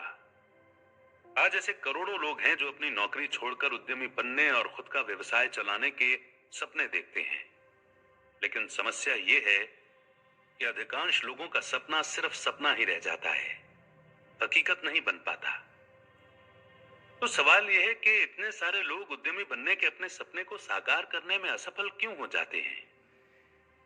मेरा एक मित्र बेहतरीन हेयर स्टाइलिस्ट है। महिलाओं को सुंदर बनाने के मामले में वो जादूगर है। वर्षों से वो अपना खुद का सैलून खोलने की बातें कर रहा है। उसके पास बड़ी बड़ी योजनाएं हैं, लेकिन दुखद बात यह है कि वो अब भी अपने छोटे पैमाने पर ही काम कर रहा है। वो एक बड़े सैलून में एक कुर्सी पर काम करता है और सैलून के मालिक से नोक झोंक करता रहता है। मेरे एक और मित्र की पत्नी है जो फ्लाइट अटेंडेंट का काम करते करते उकता गई। 2 साल पहले उसने नौकरी छोड़ दी और हेयर स्टाइलिस्ट बनने का प्रशिक्षण लिया। 1 महीने पहले उसने अपने सैलून का भव्य उद्घाटन किया। वहां का माहौल बेहतरीन है और उसने वहां काम करने के लिए कुछ सबसे अच्छे हेयर स्टाइलिस्ट्स को आकर्षित कर लिया है। जब मेरे पहले मित्र ने उस महिला के सैलून के बारे में सुना तो वो बोला, वो सैलून कैसे खुल सकती है? उसके पास तो कोई योग्यता ही नहीं है, उसके पास इतनी प्रतिभा ही नहीं है। उसने न्यूयॉर्क में प्रशिक्षण नहीं लिया जहां मैंने लिया था, और इसके अलावा उसके पास नाम मात्र का भी अनुभव नहीं है। देखना, वो 1 साल में ही असफल हो जाएगी। हो सकता है कि वो महिला असफल हो जाए। आंकड़े बताते हैं कि 90% व्यवसाय पहले 5 सालों में नाकाम हो जाते हैं। दूसरी ओर यह भी हो सकता है कि वो असफल ना हो। मुद्दे की बात यह है कि वो अपना मनचाहा काम कर रही है। उसने ये समझ लिया है कि साहस में हमारे जीवन को आकार देने की प्रबल शक्ति होती है। अपनी प्रतिभा को खोजने, विकसित करने और संसार को देने के लिए साहस की जरूरत होती है। अमेरिका के जो लोग $3 मिलियन से ज्यादा की लॉटरी जीतते हैं, उनमें से 80% 3 साल के भीतर ही दिवालिया हो जाते हैं। क्यों? क्योंकि सिर्फ पैसे से ही आप अमीर नहीं बनते हैं। ये लोग अपने चेकिंग अकाउंट्स के आंकड़े जोड़ सकते हैं, लेकिन वे सिर्फ आंकड़ों से तब तक अमीर नहीं बन सकते जब तक कि वे अपने सोचने के तरीके को न बदल लें। आपका मस्तिष्क असीमित है। ये तो आपकी शंकाएं हैं जो आपको सीमित कर रही हैं। एटलस श्रग्ड की लेखिका आयन रैंड ने कहा था, दौलत किसी मनुष्य के सोचने की क्षमता का परिणाम है।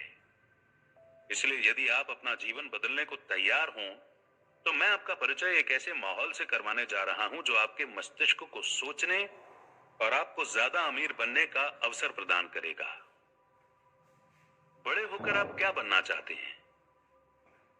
जब मैं बच्चा था तो मेरे वास्तविक डैडी अक्सर मुझे स्कूल जाने और अच्छे ग्रेड लाने की सलाह देते थे ताकि मुझे नौकरी मिल सके। वे मेरी प्रोग्रामिंग ई क्वाड्रेंट के लिए कर रहे थे। दूसरी ओर मेरी माँ मुझे डॉक्टर या वकील बनने के लिए प्रेरित करती थी। वे कहती थी कि इस तरह तुम्हारे पास हमेशा एक पेशा रहेगा और तुम्हें कोई समस्या नहीं आएगी। वे मेरी प्रोग्रामिंग एस क्वाड्रेंट के लिए कर रही थी। अमीर डैडी ने मुझे बताया कि अगर आगे चलकर मैं अमीर बनना चाहता हूं तो मुझे व्यवसायी और निवेशक बनना चाहिए। वे मेरी प्रोग्रामिंग बी और आई क्वाड्रेंट्स के लिए कर रहे थे। जब मैं वियतनाम से लौटा तो मुझे यह तय करना था कि मैं किसकी सलाह मानूं। आपके सामने भी यही विकल्प है। यदि आप अपना खुद का व्यवसाय बनाना चाहते हैं तो इसका एक कारण है अपनी गरिमा को वापस पाना। इसके महत्व को कम ना आंकें। यह दुनिया सताने वालों और छोटी मानसिकता के लोगों से भरी पड़ी है।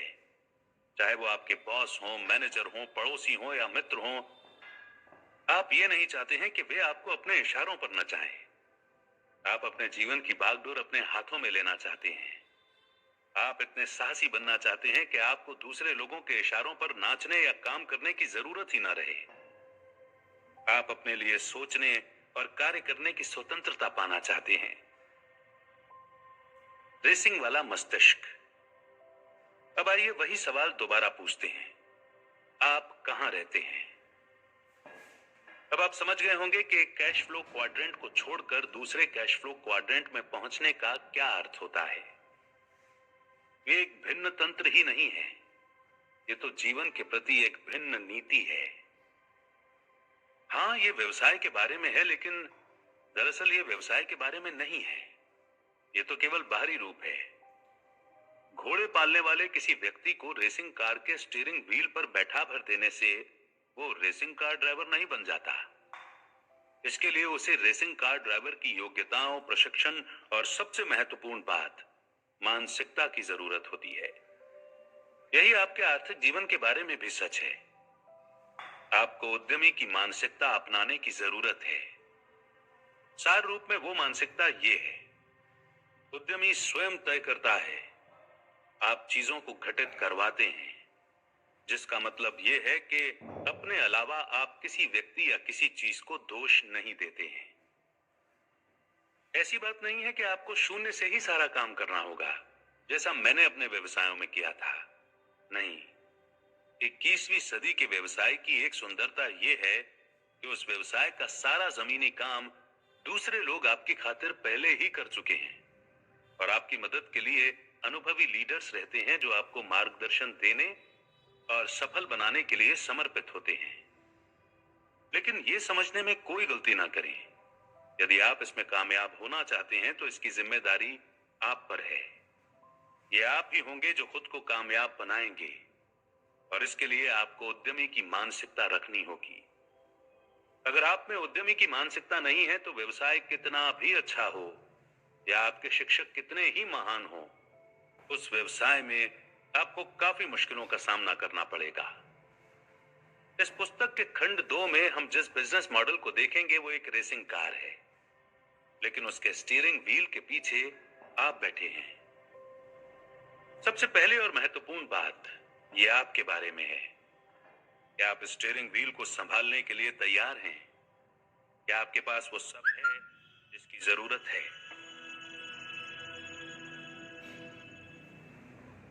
ये बागडोर थामने का समय है। सन 1985 की बात है कि मैं और मेरी पत्नी किम बेघर थे।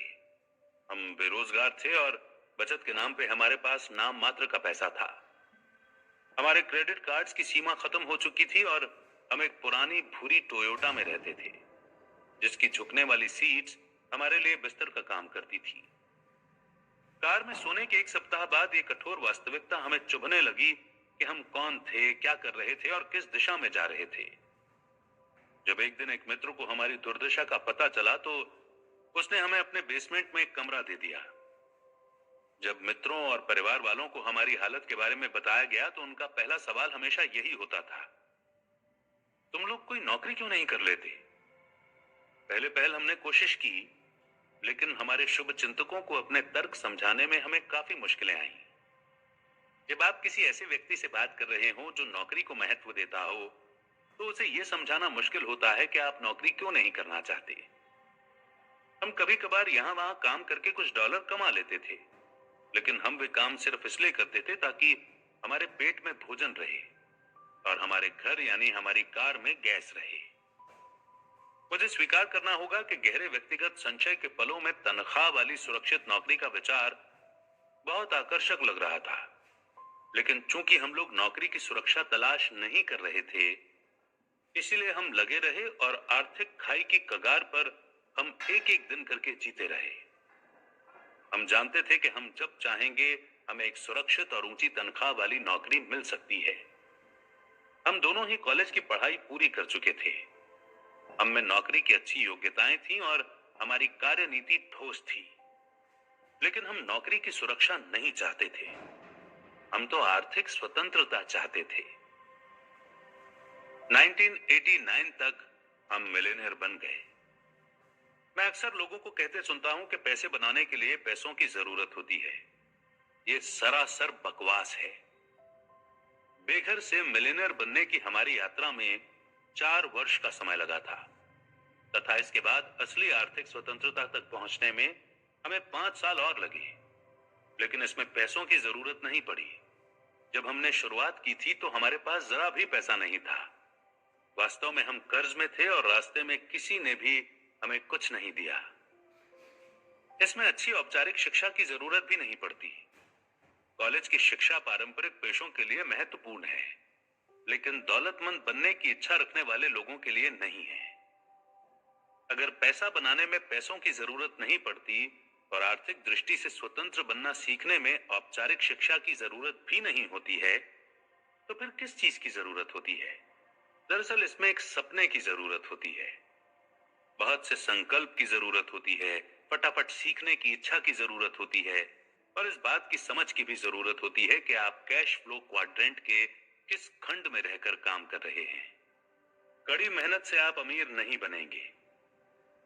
हमारी संस्कृति में एक अजीब सा विचार है जो कहता है कि यदि आप सचमुच कड़ी मेहनत करेंगे तो सब कुछ ठीक रहेगा। बकवास। दुखद बात यह है कि ज्यादातर लोगों की ब्रेन वॉशिंग करके उन्हें यकीन दिला दिया गया है। हालांकि इसके विरोध में ढेर सारे प्रमाण हम सभी के आसपास भरे पड़े हैं। कौन से प्रमाण?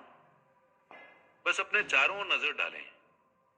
क्या आप किसी ऐसे व्यक्ति को जानते हैं जो जीवन भर सचमुच कड़ी मेहनत करता है, लेकिन इसके बावजूद अंत में उसका जीवन गरीबी रेखा के अपमान और हताशा से बस थोड़ा सा ऊपर या थोड़ा सा नीचे रह जाता है?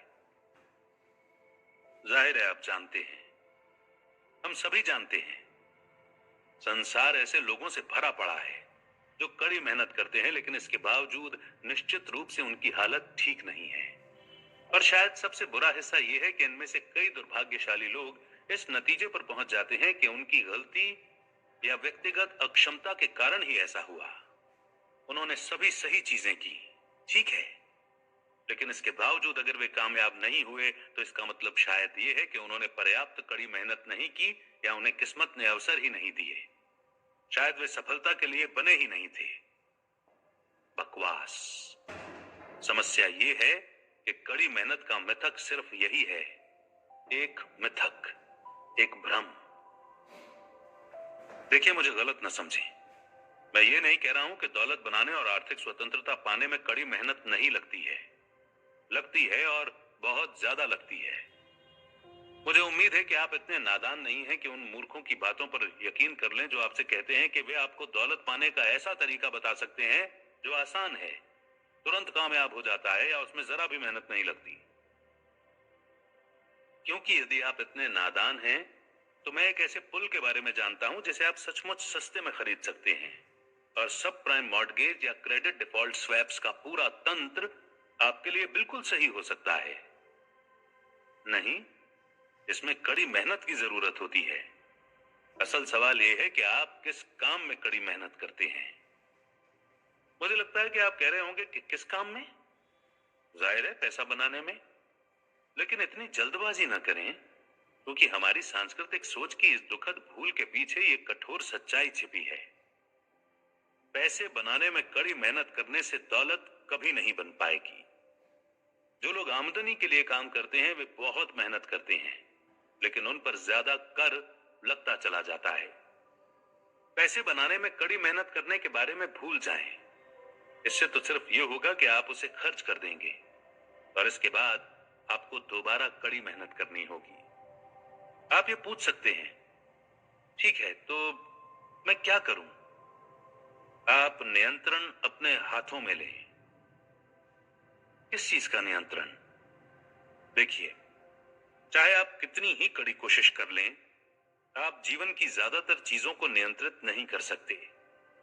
आप बाजार को नियंत्रित नहीं कर सकते, आप कर्मचारियों को नियंत्रित नहीं कर सकते, आप अर्थव्यवस्था को नियंत्रित नहीं कर सकते, तो फिर आप किसे नियंत्रित कर सकते हैं? दरअसल आप अपनी आमदनी के स्रोत को नियंत्रित कर सकते हैं। समस्या, व्यवसाय खड़ा करना ही वो तरीका है जिससे अधिकांश बहुत अमीर लोग अमीर बने हैं। बिल गेट्स ने माइक्रोसॉफ्ट की स्थापना की। माइकल डेल ने अपनी डॉर्मेट्री के कमरे में डेल कंप्यूटर्स की स्थापना की। बहरहाल बी क्वाड्रेंट में सचमुच जीने वालों की संख्या ऐतिहासिक दृष्टि से बहुत बहुत कम रही है। सच्ची दौलत उत्पन्न करने के लिए यह क्वाड्रेंट सबसे अच्छी जगह है, लेकिन इसमें प्रवेश करने के लिए कुछ अवरोधों को पार करना होता है, जिनकी वजह से अधिकांश लोग बाहर ही रह जाते हैं। एक बात तो यह है कि अधिकांश लोगों के पास उतना पैसा नहीं होता जिसकी जरूरत उन्हें अपना खुद का व्यवसाय शुरू करने के लिए होती है। आज की तारीख में अपना व्यवसाय शुरू करने में औसतन $5 मिलियन का खर्च आता है। दूसरी बात यह है कि शून्य से व्यवसाय खड़ा करना अमीर बनने के सबसे जोखिम भरे तरीकों में से एक है। लगभग 90% व्यवसाय पहले 5 वर्षों में ही असफल हो जाते हैं, और अगर आपका नया व्यवसाय असफल हो जाता है तो जरा अंदाजा लगाएं कि $5 मिलियन किसके डूबेंगे। व्यवसाय करने के मेरे शुरुआती वर्षों में मैं 2 बार असफल हुआ। हालांकि मैं कभी दिवालिया नहीं हुआ और मुझे कभी कोई शासकीय सहायता भी नहीं मिली, लेकिन इसमें मेरे कई $1 मिलियन डूब गए। आमतौर पर जब आप खुद का व्यवसाय शुरू करते हैं तो आपको यह सुनिश्चित करना होता है कि जगह के किराए, बिजली पानी के बिलों और बाकी जरूरी खर्चों का भुगतान हो, आपके कर्मचारियों को भुगतान हो और आपके सप्लायर्स को भुगतान हो, वरना आप बिजनेस से बाहर हो जाएंगे। अब जरा अंदाजा लगाएं कि भुगतान किसे नहीं मिलता है। आपको। जब आप कोई नया व्यवसाय शुरू करते हैं, और यहां मैं एक सफल व्यवसाय के बारे में बात कर रहा हूं, तो आपको 5 से 10 साल तक बिना भुगतान के काम करना पड़ सकता है। क्यों? और मेरी कहानी को याद करें, जो अपनी पुरानी टोयोटा में सो रहे थे। ये मजेदार नहीं था। हम नौकरी कर सकते थे जिससे तत्काल हमारे सिर के ऊपर छत मुहैया हो सकती थी, लेकिन ये चाहे जितना दुखद रहा हो, हमने नौकरी करने के बजाय बेघर रहने का विकल्प चुना, क्योंकि हमें व्यवसाय का स्वामी बनने और बी क्वाड्रेंट में रहने के अपने सपने पर पूरा यकीन था। अधिकांश लोगों में इन परिस्थितियों से मुकाबला करने का मानसिक, भावनात्मक, शारीरिक या आर्थिक जीवट नहीं होता। यह निर्मम हो सकता है और आमतौर पर होता भी है। एक फ्रेंचाइजी ले लें तो फ्रेंचाइजी लेने से जोखिम बहुत कम हो जाता है। मैकडॉनल्ड्स या सबवे जैसा प्रतिष्ठित फ्रेंचाइजी होने पर आपकी सफलता की संभावना काफी अच्छी हो जाती है और ज्यादातर जमीनी काम बना बनाया मिल जाता है। लेकिन आप अब भी सबसे पहली और सबसे बड़ी समस्या पर अटक जाते हैं। ऐसी फ्रेंचाइजी लेने के लिए आपको नगद पैसे देने पड़ते हैं। किसी प्रतिष्ठित फ्रेंचाइजी को खरीदने की लागत $1 लाख से लेकर $15 लाख या इससे ज्यादा भी हो सकती है, और यह तो सिर्फ फ्रेंचाइजी का अधिकार खरीदने का खर्च है। इसके बाद आपको प्रशिक्षण, विज्ञापन और समर्थन के लिए मुख्यालय को जो मासिक भुगतान करना होता है, वो अलग होता है।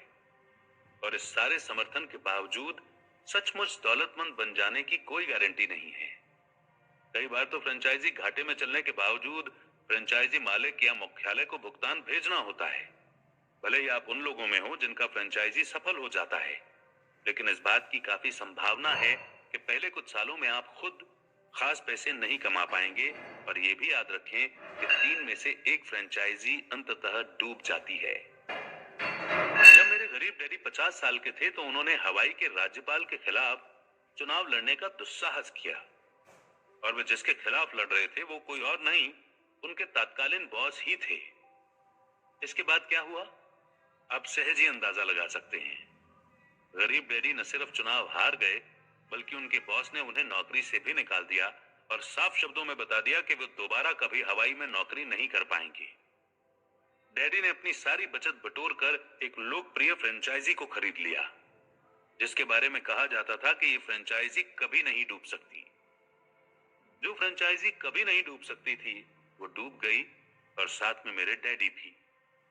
दरअसल उनका सब कुछ डूब गया। सिद्धांततः फ्रेंचाइजी का विचार बेहतरीन है, लेकिन वास्तव में ये एक जुआ है, और ये एक ऐसा जुआ है जिसमें आपको टेबल पर पहुंचने और खेलने का अवसर पाने के लिए बहुत भारी कीमत चुकानी पड़ती है। निष्क्रिय आमदनी की शक्ति।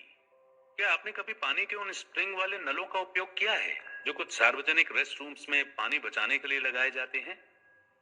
जब आप पानी चालू करते हैं तो आपको बटन दबाए रखना पड़ता है, क्योंकि बटन छोड़ते ही पानी भी बंद हो जाता है।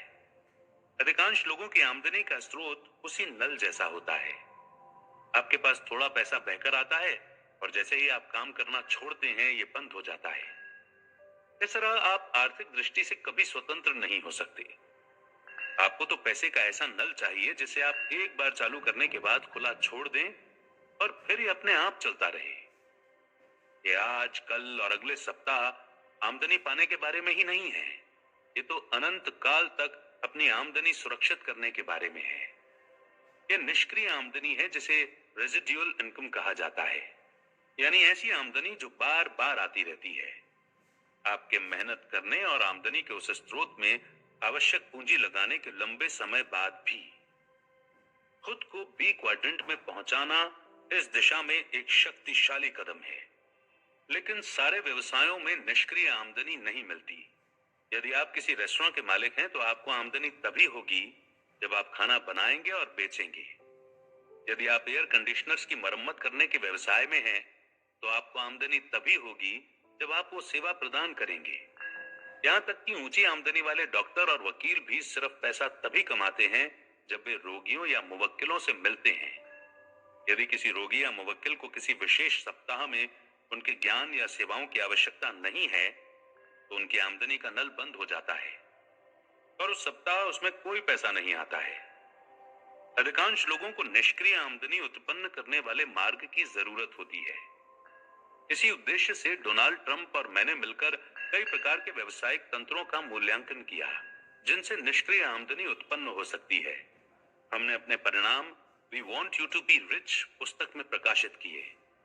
पर वैसे ये सिर्फ हमारी पुस्तक का शीर्षक ही नहीं है, हम आपको सचमुच अमीर बनाना चाहते हैं।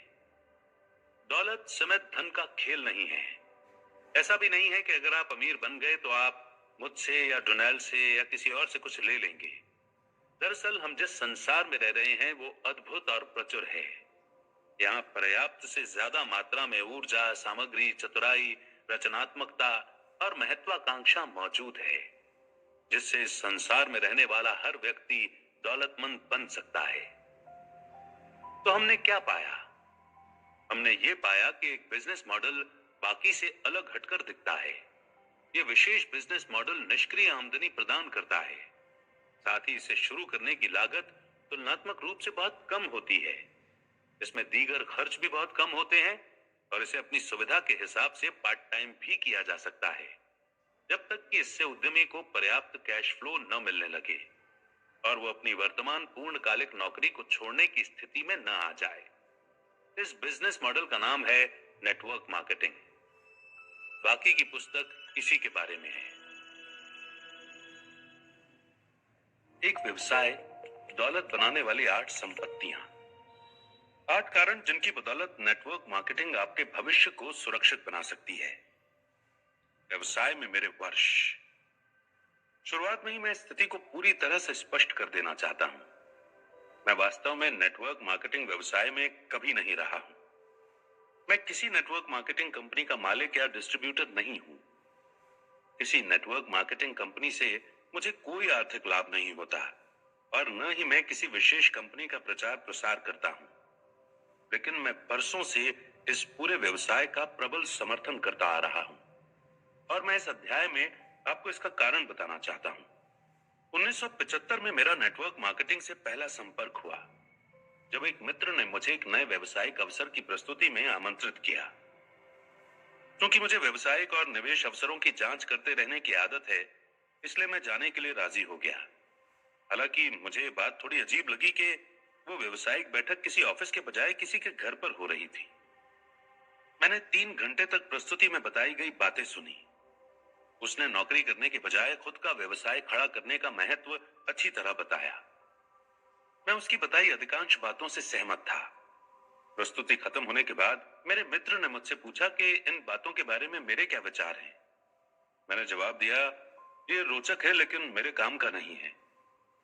मैं पहले ही अपने व्यवसाय को खड़ा करने की प्रक्रिया में पूरी तरह से सक्रिय था, तो फिर दूसरे लोगों के साथ व्यवसाय खड़ा करने की क्या जरूरत थी? और इसके अलावा ये नेटवर्क मार्केटिंग का व्यवसाय था। मुझे दरअसल जरा भी पता नहीं है कि इसका क्या मतलब है, लेकिन मैंने सोचा कि मैं इसका मतलब जानता हूं और मुझे यकीन था कि इससे मुझे कोई फायदा नहीं होगा। मैंने अपने 2 मित्रों के साथ मिलकर जो स्पोर्ट्स वॉलेट बिजनेस शुरू किया था, वो मेरी पहली नेटवर्क मार्केटिंग मीटिंग के बाद जल्दी कामयाब हो गया था। मेरी 2 साल की कड़ी मेहनत रंग लाने लगी। मेरे दोनों पार्टनर्स और मुझ पर सफलता, शोहरत और दौलत की बारिश होने लगी। हमने कसम खाई थी कि हम में से प्रत्येक 30 साल की उम्र तक मिलियनेयर बन जाएगा और अपनी कड़ी मेहनत तथा त्याग की बदौलत हम अपने लक्ष्य तक पहुंच गए। ये 1970 के दशक की बात थी, जब $1 मिलियन सचमुच बड़ी रकम होती थी। हमारी कंपनी और प्रोडक्ट्स के बारे में सर्फर, रनर्स वर्ल्ड तथा जेंटलमैन्स क्वार्टरली जैसी पत्रिकाओं में लेख प्रकाशित हुए। हम खेलों के सामान की दुनिया में नई धमाकेदार चीजें लाए थे और उस प्रोडक्ट की मांग पूरी दुनिया में होने लगी। हम पूरी तरह सफल हो चुके थे। इसके बाद मैंने नेटवर्क मार्केटिंग के बारे में एक बार भी नहीं सोचा, कम से कम अगले दशक तक नहीं। मस्तिष्क का खुलना। बाद के वर्षों में मेरा दिमाग खुलने लगा। मेरा जो वॉलेट व्यवसाय अविश्वसनीय रूप से सफल हुआ था, वो चंद सालों बाद डूब गया। ये काफी विनम्र बनाने वाला अनुभव था और बहुत सकारात्मक भी, क्योंकि इसकी बदौलत मैंने अपने आसपास के संसार को ज्यादा गौर से देखा तथा सवाल पूछे। मेरे अमीर डैडी ने मुझे जो बातें सिखाई थी वे ज्यादा गहराई से मेरे दिल में उतरने लगी और मेरा दृष्टिकोण व्यापक होने लगा। मुझे दूसरा सफल व्यवसाय बनाने में ज्यादा समय नहीं लगा, फिर एक और, लेकिन उस पहले व्यवसाय के विपरीत इनमें से कोई भी नहीं डूबा, बल्कि लगातार सफल होते रहे। उन वर्षों के दौरान मेरे मन में खुद अमीर बनने का विचार बहुत प्रबल था, लेकिन इसके साथ ही मैं अमीर बनने में दूसरों की मदद करने के विचार से भी आकर्षित हुआ। मुझे एहसास हुआ कि हालांकि व्यक्तिगत सफलता से संतोष मिलता है, लेकिन जब आप सफल होने में दूसरों की मदद करते हैं तो कहीं ज्यादा संतोष मिलता है। अगले 15 वर्षों तक मैं नेटवर्क मार्केटिंग के बारे में नकारात्मक बातें सुनता रहा, ज्यादातर मामलों में अपनी जान पहचान के लोगों से। आखिरकार मैंने खुद इस व्यवसाय की पड़ताल करने का निर्णय लिया। 1990 के दशक की शुरुआत में बिल नामक एक मित्र से मेरी मुलाकात हुई, जो रिटायर्ड मल्टी मिलियनेयर था। हम बातचीत करने लगे और मुझे यह आश्चर्यजनक तथ्य पता चला कि वो नेटवर्क मार्केटिंग के व्यवसाय से जुड़ा हुआ था। बिल बहुत ही तीक्ष्ण बुद्धि और बेहद व्यवहारिक इंसान है।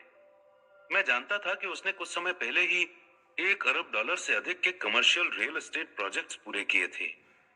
मैंने उससे पूछा कि आखिर वो नेटवर्क मार्केटिंग से क्यों जुड़ा, उसे इसकी क्या जरूरत थी। उसने बताया, बरसों से लोग मुझे रियल एस्टेट में निवेश करने की सलाह मांग रहे हैं। वे जानना चाहते हैं कि क्या वे मेरे साथ निवेश कर सकते हैं। देखिए, वे ऐसा नहीं कर सकते, क्योंकि उनमें से अधिकांश के पास 50,000 या $1 लाख नहीं होते, जो मेरे स्तर के रियल एस्टेट निवेशों के लिए जरूरी होते हैं। वास्तव में उनमें से कई के पास तो बिल्कुल पैसा नहीं होता। कुछ तो दिवालियेपन के सिर्फ 2 तनख्वाह दूर होते हैं। इसीलिए वो उन सस्ते बिना डाउन पेमेंट वाले सौदों की तलाश करते हैं, जो अक्सर बहुत बुरे निवेश होते हैं। नेटवर्क मार्केटिंग के जरिए मैं वास्तव में उतना पैसा बनाने में लोगों की मदद कर सकता हूं, जिससे वे रियल एस्टेट में गंभीर निवेश कर सकते हैं। मैं जितने ज्यादा लोगों की मदद करता हूं, मेरे पास उतने ही ज्यादा निवेशक होते हैं। उसने आगे कहा, इसके अलावा मुझे दरअसल ऐसे लोगों के साथ काम करना बहुत अच्छा लगता है, जिनमें सीखने और विकास करने की भूख होती है।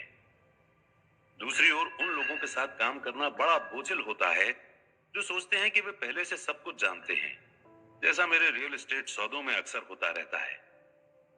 नेटवर्क मार्केटिंग में मैं जिन लोगों के साथ काम करता हूं, वे नए विचारों को लेकर वाकई रोमांचित होते हैं। बिल के साथ कुछ मिनट बातचीत करने के बाद मुझे हवाई अड्डे भागना पड़ा। बहरहाल अगले कुछ महीनों तक हमारा संवाद बराबर चलता रहा और इसके साथ ही नेटवर्क मार्केटिंग तथा इसके लाभों के प्रति मेरा सम्मान भी बढ़ता चला गया।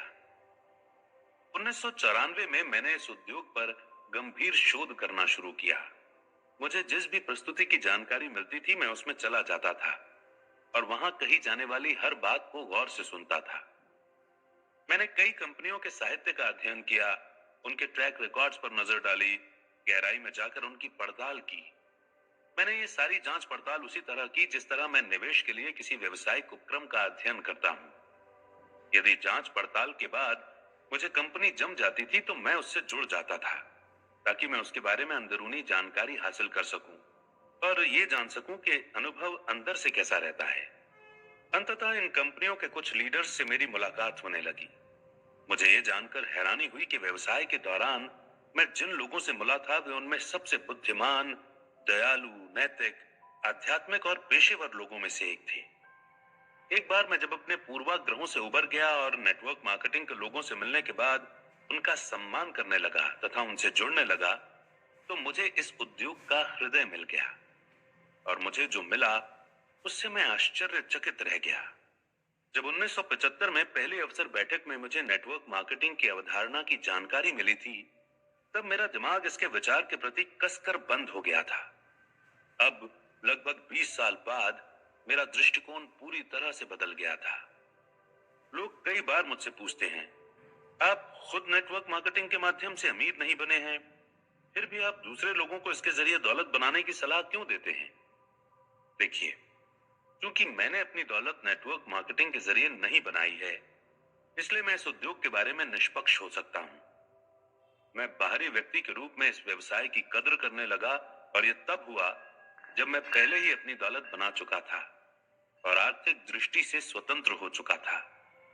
वैसे अगर मुझे आज दोबारा शून्य से सब कुछ शुरू करना पड़े, तो पुरानी शैली का व्यवसाय खड़ा करने के बजाय मैं नेटवर्क मार्केटिंग व्यवसाय शुरू करना चाहूंगा। तो नेटवर्क मार्केटिंग आखिर क्या है? मैंने कहा था कि मैं दरअसल कभी भी प्रतिभागी के रूप में नेटवर्क मार्केटिंग से जुड़ा नहीं रहा, लेकिन मैं एक ऐसे शख्स को जानता हूं जो काफी समय से जुड़ा हुआ है, और मैंने उन्हें अपने ज्ञान का लाभ देने के लिए आमंत्रित किया है। मेरे मित्र जॉन फ्लेमिंग ने जीवन में आर्किटेक्ट के रूप में शुरुआत की थी। एक बार तो उन्होंने प्रख्यात आर्किटेक्ट माइस वेंटर रोहे के लिए भी काम किया था। इस वजह से भी मैं नेटवर्क मार्केटिंग के प्रति उनकी नीति की कद्र करता हूं। खास बात यह है कि इस व्यवसाय में भी उन्होंने व्यवहारिक संरचना और उपयोगी निर्माण का वही जोश दिखाया। दूसरे शब्दों में, वे ऐसे तंत्र बनाने को महत्व देते हैं जो लंबे समय तक कायम रहें। जॉन के पास नेटवर्क मार्केटिंग का लगभग 40 वर्ष का अनुभव है, जिसकी बदौलत वे इन पन्नों में हमें लाभान्वित करेंगे। उन्होंने अपनी खुद की कंपनी बनाई और चलाई। वे बहुत सी कंपनियों में कई एग्जीक्यूटिव पदों पर रह चुके हैं, जिनमें एक बहुत बड़ी और सम्मानित कंपनी शामिल है। इसमें वे 15 वर्षों तक रीजनल वाइस प्रेसिडेंट रहे और फिर बिक्री रणनीति, प्रशिक्षण तथा विकास के वाइस प्रेसिडेंट भी रहे। वे उद्योग के विभिन्न ट्रेड समूहों में सक्रिय रहे हैं। 1997 में डायरेक्ट सेलिंग एजुकेशन फाउंडेशन ने जॉन को अपने सर्वोच्च सम्मान सर्कल ऑफ ऑनर अवार्ड से नवाजा।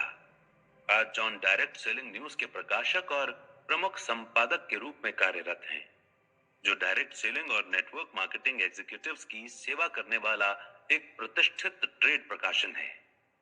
तो रॉबर्ट जॉन से पूछते हैं, जॉन, उन पाठकों के लिए जिन्हें शायद पहले से न पता हो, आप ये बताएं कि नेटवर्क मार्केटिंग आखिर है क्या और इसे कौन सी चीज चलाती है?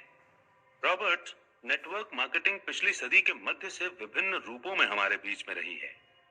इसका बुनियादी विचार सरल भी है और बेहतरीन भी। प्रोडक्ट्स या सेवाओं के प्रचार के लिए तमाम पेशेवर संस्थाओं और मार्केटिंग चैनल्स पर ढेर सारा पैसा खर्च करने के बजाय क्यों ना उन्हीं लोगों को भुगतान किया जाए जो उन प्रोडक्ट से सबसे ज्यादा प्रेम करते हैं और दूसरों को उनके बारे में बताते हैं। नेटवर्क मार्केटिंग कंपनी बिल्कुल यही करती है। उसे बिक्री से जितने भी डॉलर मिलते हैं, उनका एक हिस्सा ये स्वतंत्र प्रतिनिधियों को लौटा देती है, जो आमतौर पर उनके प्रोडक्ट्स के सबसे समर्पित और उत्साही उपभोक्ता होते हैं। ओके जॉन, 1 मिनट के लिए मैं इसके विरोधी की भूमिका निभाना चाहूंगा। वैसे कारगर कैसे हो सकता है? मेरा मतलब है कि मार्केटिंग की खास योग्यता न रखने वाले सामान्य लोगों का समूह वास्तव में प्रतिस्पर्धा के वर्तमान माहौल में ज्यादा बिक्री कैसे कर सकता है? देखिए रॉबर्ट, दरअसल यही इसकी सुंदरता है। जैसा हर मार्केटिंग प्रोफेशनल, हॉलीवुड प्रोड्यूसर और बड़ी कंपनी का मालिक जानता है, व्यक्तिगत मौखिक प्रचार ही संसार का सबसे शक्तिशाली प्रचार माध्यम होता है।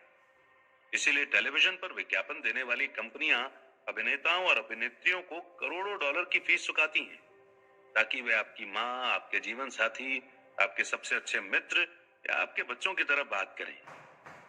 वे लोग व्यक्तिगत मौखिक अनुशंसा की नकल कर रहे होते हैं। नेटवर्क मार्केटिंग में हम असल चीज का इस्तेमाल करते हैं, मॉडल की असली शक्ति, जिसे आप लीवरेज कहते हैं। यह है कि प्रतिनिधि के रूप में आपको सिर्फ उन्हीं प्रोडक्ट्स पर कमीशन नहीं मिलता है जो आपके द्वारा अनुशंसित लोग खरीदते हैं, बल्कि प्रायः उन प्रोडक्ट्स पर भी मिलता है जो उनके द्वारा अनुशंसित लोग प्रत्यक्ष या अप्रत्यक्ष रूप से खरीदते हैं। अगर इन सबको जोड़ा जाए तो आंकड़ा काफी बड़ा हो सकता है। अब यह तंत्र कैसे काम करता है, आप इस बात का जवाब जानते हैं। दरअसल डायरेक्ट सेलिंग या नेटवर्क मार्केटिंग का वार्षिक कारोबार आज पूरे संसार में 110 अरब डॉलर से अधिक का है। आर्थिक संदर्भ में यह बहुत विशाल भूखंड है, जो लगभग न्यूजीलैंड, पाकिस्तान या फिलीपींस के आकार का होगा। मैं प्रायः इस बिजनेस मॉडल का वर्णन करने के लिए डायरेक्ट सेलिंग और नेटवर्क मार्केटिंग दोनों ही शब्दावलियों का इस्तेमाल करता हूं, क्योंकि आज अधिकांश डायरेक्ट सेलिंग कंपनियां नेटवर्क मार्केटिंग की नीतियों पर चल रही हैं। बहरहाल इस पुस्तक के उद्देश्य को ध्यान में रखते हुए मैं सिर्फ नेटवर्क मार्केटिंग का ही इस्तेमाल करूंगा। तो नेटवर्क मार्केटिंग से पूरी बिक्री बढ़ती रहती है, इसका एक कारण यह है कि ये असली जीत स्थिति है। बाजार में कंपनी की आश्चर्यजनक पैठ हो जाती है और ग्राहकों की जागरूकता भी बढ़ जाती है, जिसे पारंपरिक मार्केटिंग के माध्यम से हासिल करना बहुत मुश्किल और महंगा हो सकता है। इसके अलावा स्वतंत्र प्रतिनिधि को महत्वपूर्ण कैश फ्लो प्राप्त करने का मौका भी मिलता है। कैसे? कंपनी की प्रोडक्ट लाइन और या सेवाओं का प्रतिनिधित्व करने वाला महत्वपूर्ण नेटवर्क बनाने के लिए मौखिक प्रचार, आपसी संबंधों की शक्ति का दोहन करके। रॉबर्ट, आपने कहा है कि बी क्वाड्रेंट के व्यवसाय में कम से कम 500 कर्मचारी होते हैं। नेटवर्क मार्केटिंग में आप कर्मचारियों को नौकरी पर नहीं रखते हैं। इसमें तो आप स्वतंत्र प्रतिनिधियों को स्पॉन्सर या प्रायोजित करते हैं, लेकिन आर्थिक पैमाना वही रहता है। जब आपके स्वतंत्र प्रतिनिधियों का नेटवर्क बढ़कर 300, 400 या 500 व्यक्तियों का हो जाता है, तो आपके पास एक बड़ा संगठन हो जाता है जो काफी अवशिष्ट या रेसिडुअल आमदनी प्रदान करता है। दूसरे लोग नेटवर्क मार्केटिंग के बारे में क्या कहते हैं? जैसा जॉन कहते हैं कि ये मॉडल इसीलिए शक्तिशाली है क्योंकि ये कारगर है, और ये सिर्फ हम ही नहीं कहते हैं। प्रख्यात प्रबंधन विशेषज्ञ और मशहूर bestseller in search of excellence के लेखक टॉम पीटर्स ने नेटवर्क मार्केटिंग का वर्णन करते हुए कहा है, मार्केटिंग में पहला सचमुच क्रांतिकारी परिवर्तन जो 50 साल से भी अधिक समय पहले प्रॉक्टर एंड गैम्बल और हार्वर्ड बिजनेस स्कूल में आधुनिक मार्केटिंग के आविर्भाव के बाद हुआ है। नेटवर्क मार्केटिंग की वर्तमान तथा भावी सफलता के बारे में Forbes, Fortune, Newsweek, time, US news and world report, US today, the New York times और द वॉल स्ट्रीट जर्नल जैसी पत्रिकाओं में बहुत से लेख प्रकाशित हुए हैं। बहरहाल 15 साल पहले इनमें से किसी भी पत्रिका ने इस व्यवसाय को स्वर्णिम अवसर नहीं कहा था। और अब देखें कि फॉर्च्यून का हालिया अंक नेटवर्क मार्केटिंग के बारे में क्या कहता है। आज कई विशेषज्ञ और सफल व्यवसायी नेटवर्क मार्केटिंग को विश्व के सबसे तीव्र गति से विकसित होने वाले बिजनेस मॉडल में से एक मानते हैं। एक निवेशक का स्वप्न, व्यवसायिक जगत का सर्वश्रेष्ठ ढंग से कायम रहस्य, एक उद्योग जिसमें स्थायी वार्षिक विकास है, स्वस्थ कैश फ्लो है, निवेशित पूंजी पर ऊंचा लाभ है और वैश्विक विस्तार की दीर्घकालीन संभावनाएं भी हैं। वॉरेन बफे और रिचर्ड ब्रांसन में इतनी ज्यादा भिन्नता है कि जितना दो लोगों में हो सकती है। वॉरेन बफे एक पिकअप चलाते हैं और ओमाहा में रहते हैं। दूसरी ओर ब्रांसन अपनी खुद की एयरलाइंस में उड़ान भरते हैं और ब्रिटिश वर्जिन आइलैंड में अपने खुद के टापू पर रहते हैं। लेकिन इनमें 3 चीजें समान हैं। दोनों ही अरबपति हैं, दोनों ही बेहद व्यवहारिक हैं और ये दोनों ही नेटवर्क मार्केटिंग कंपनियों के स्वामी हैं। क्या इससे आपको कोई नई बात पता चलती है? City group, jockey, L'Oréal, Marsh, Remington और यूनिलीवर, जरा अंदाजा लगाएं कि इन सभी में कौन सी समानता है। इन सभी ने नेटवर्क मार्केटिंग के समुद्र में अपने पैर का अंगूठा रखा है और कुछ मामलों में तो कमर तक का शरीर भी। आज कई विशेषज्ञ और सफल व्यवसायी नेटवर्क मार्केटिंग को विश्व के सबसे तीव्र गति से विकसित होने वाले बिजनेस मॉडल्स में से एक मानते हैं।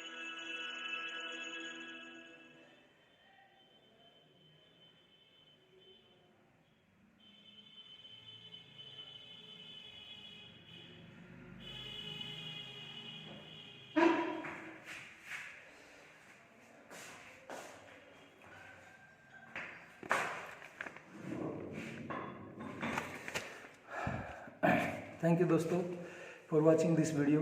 आपको अच्छा लगा होगा कि जितनी कोई भी चीज़ में हम सफलता हासिल करना चाहते हैं किसी भी फील्ड में, तो आई थिंक उसके बारे में प्रॉपर ज्ञान जरूरी है। और ये एक ऐसी इंडस्ट्री है जिसमें पैसे की ऐसी कोई रिक्वायरमेंट नहीं होती है शुरुआत करने के लिए।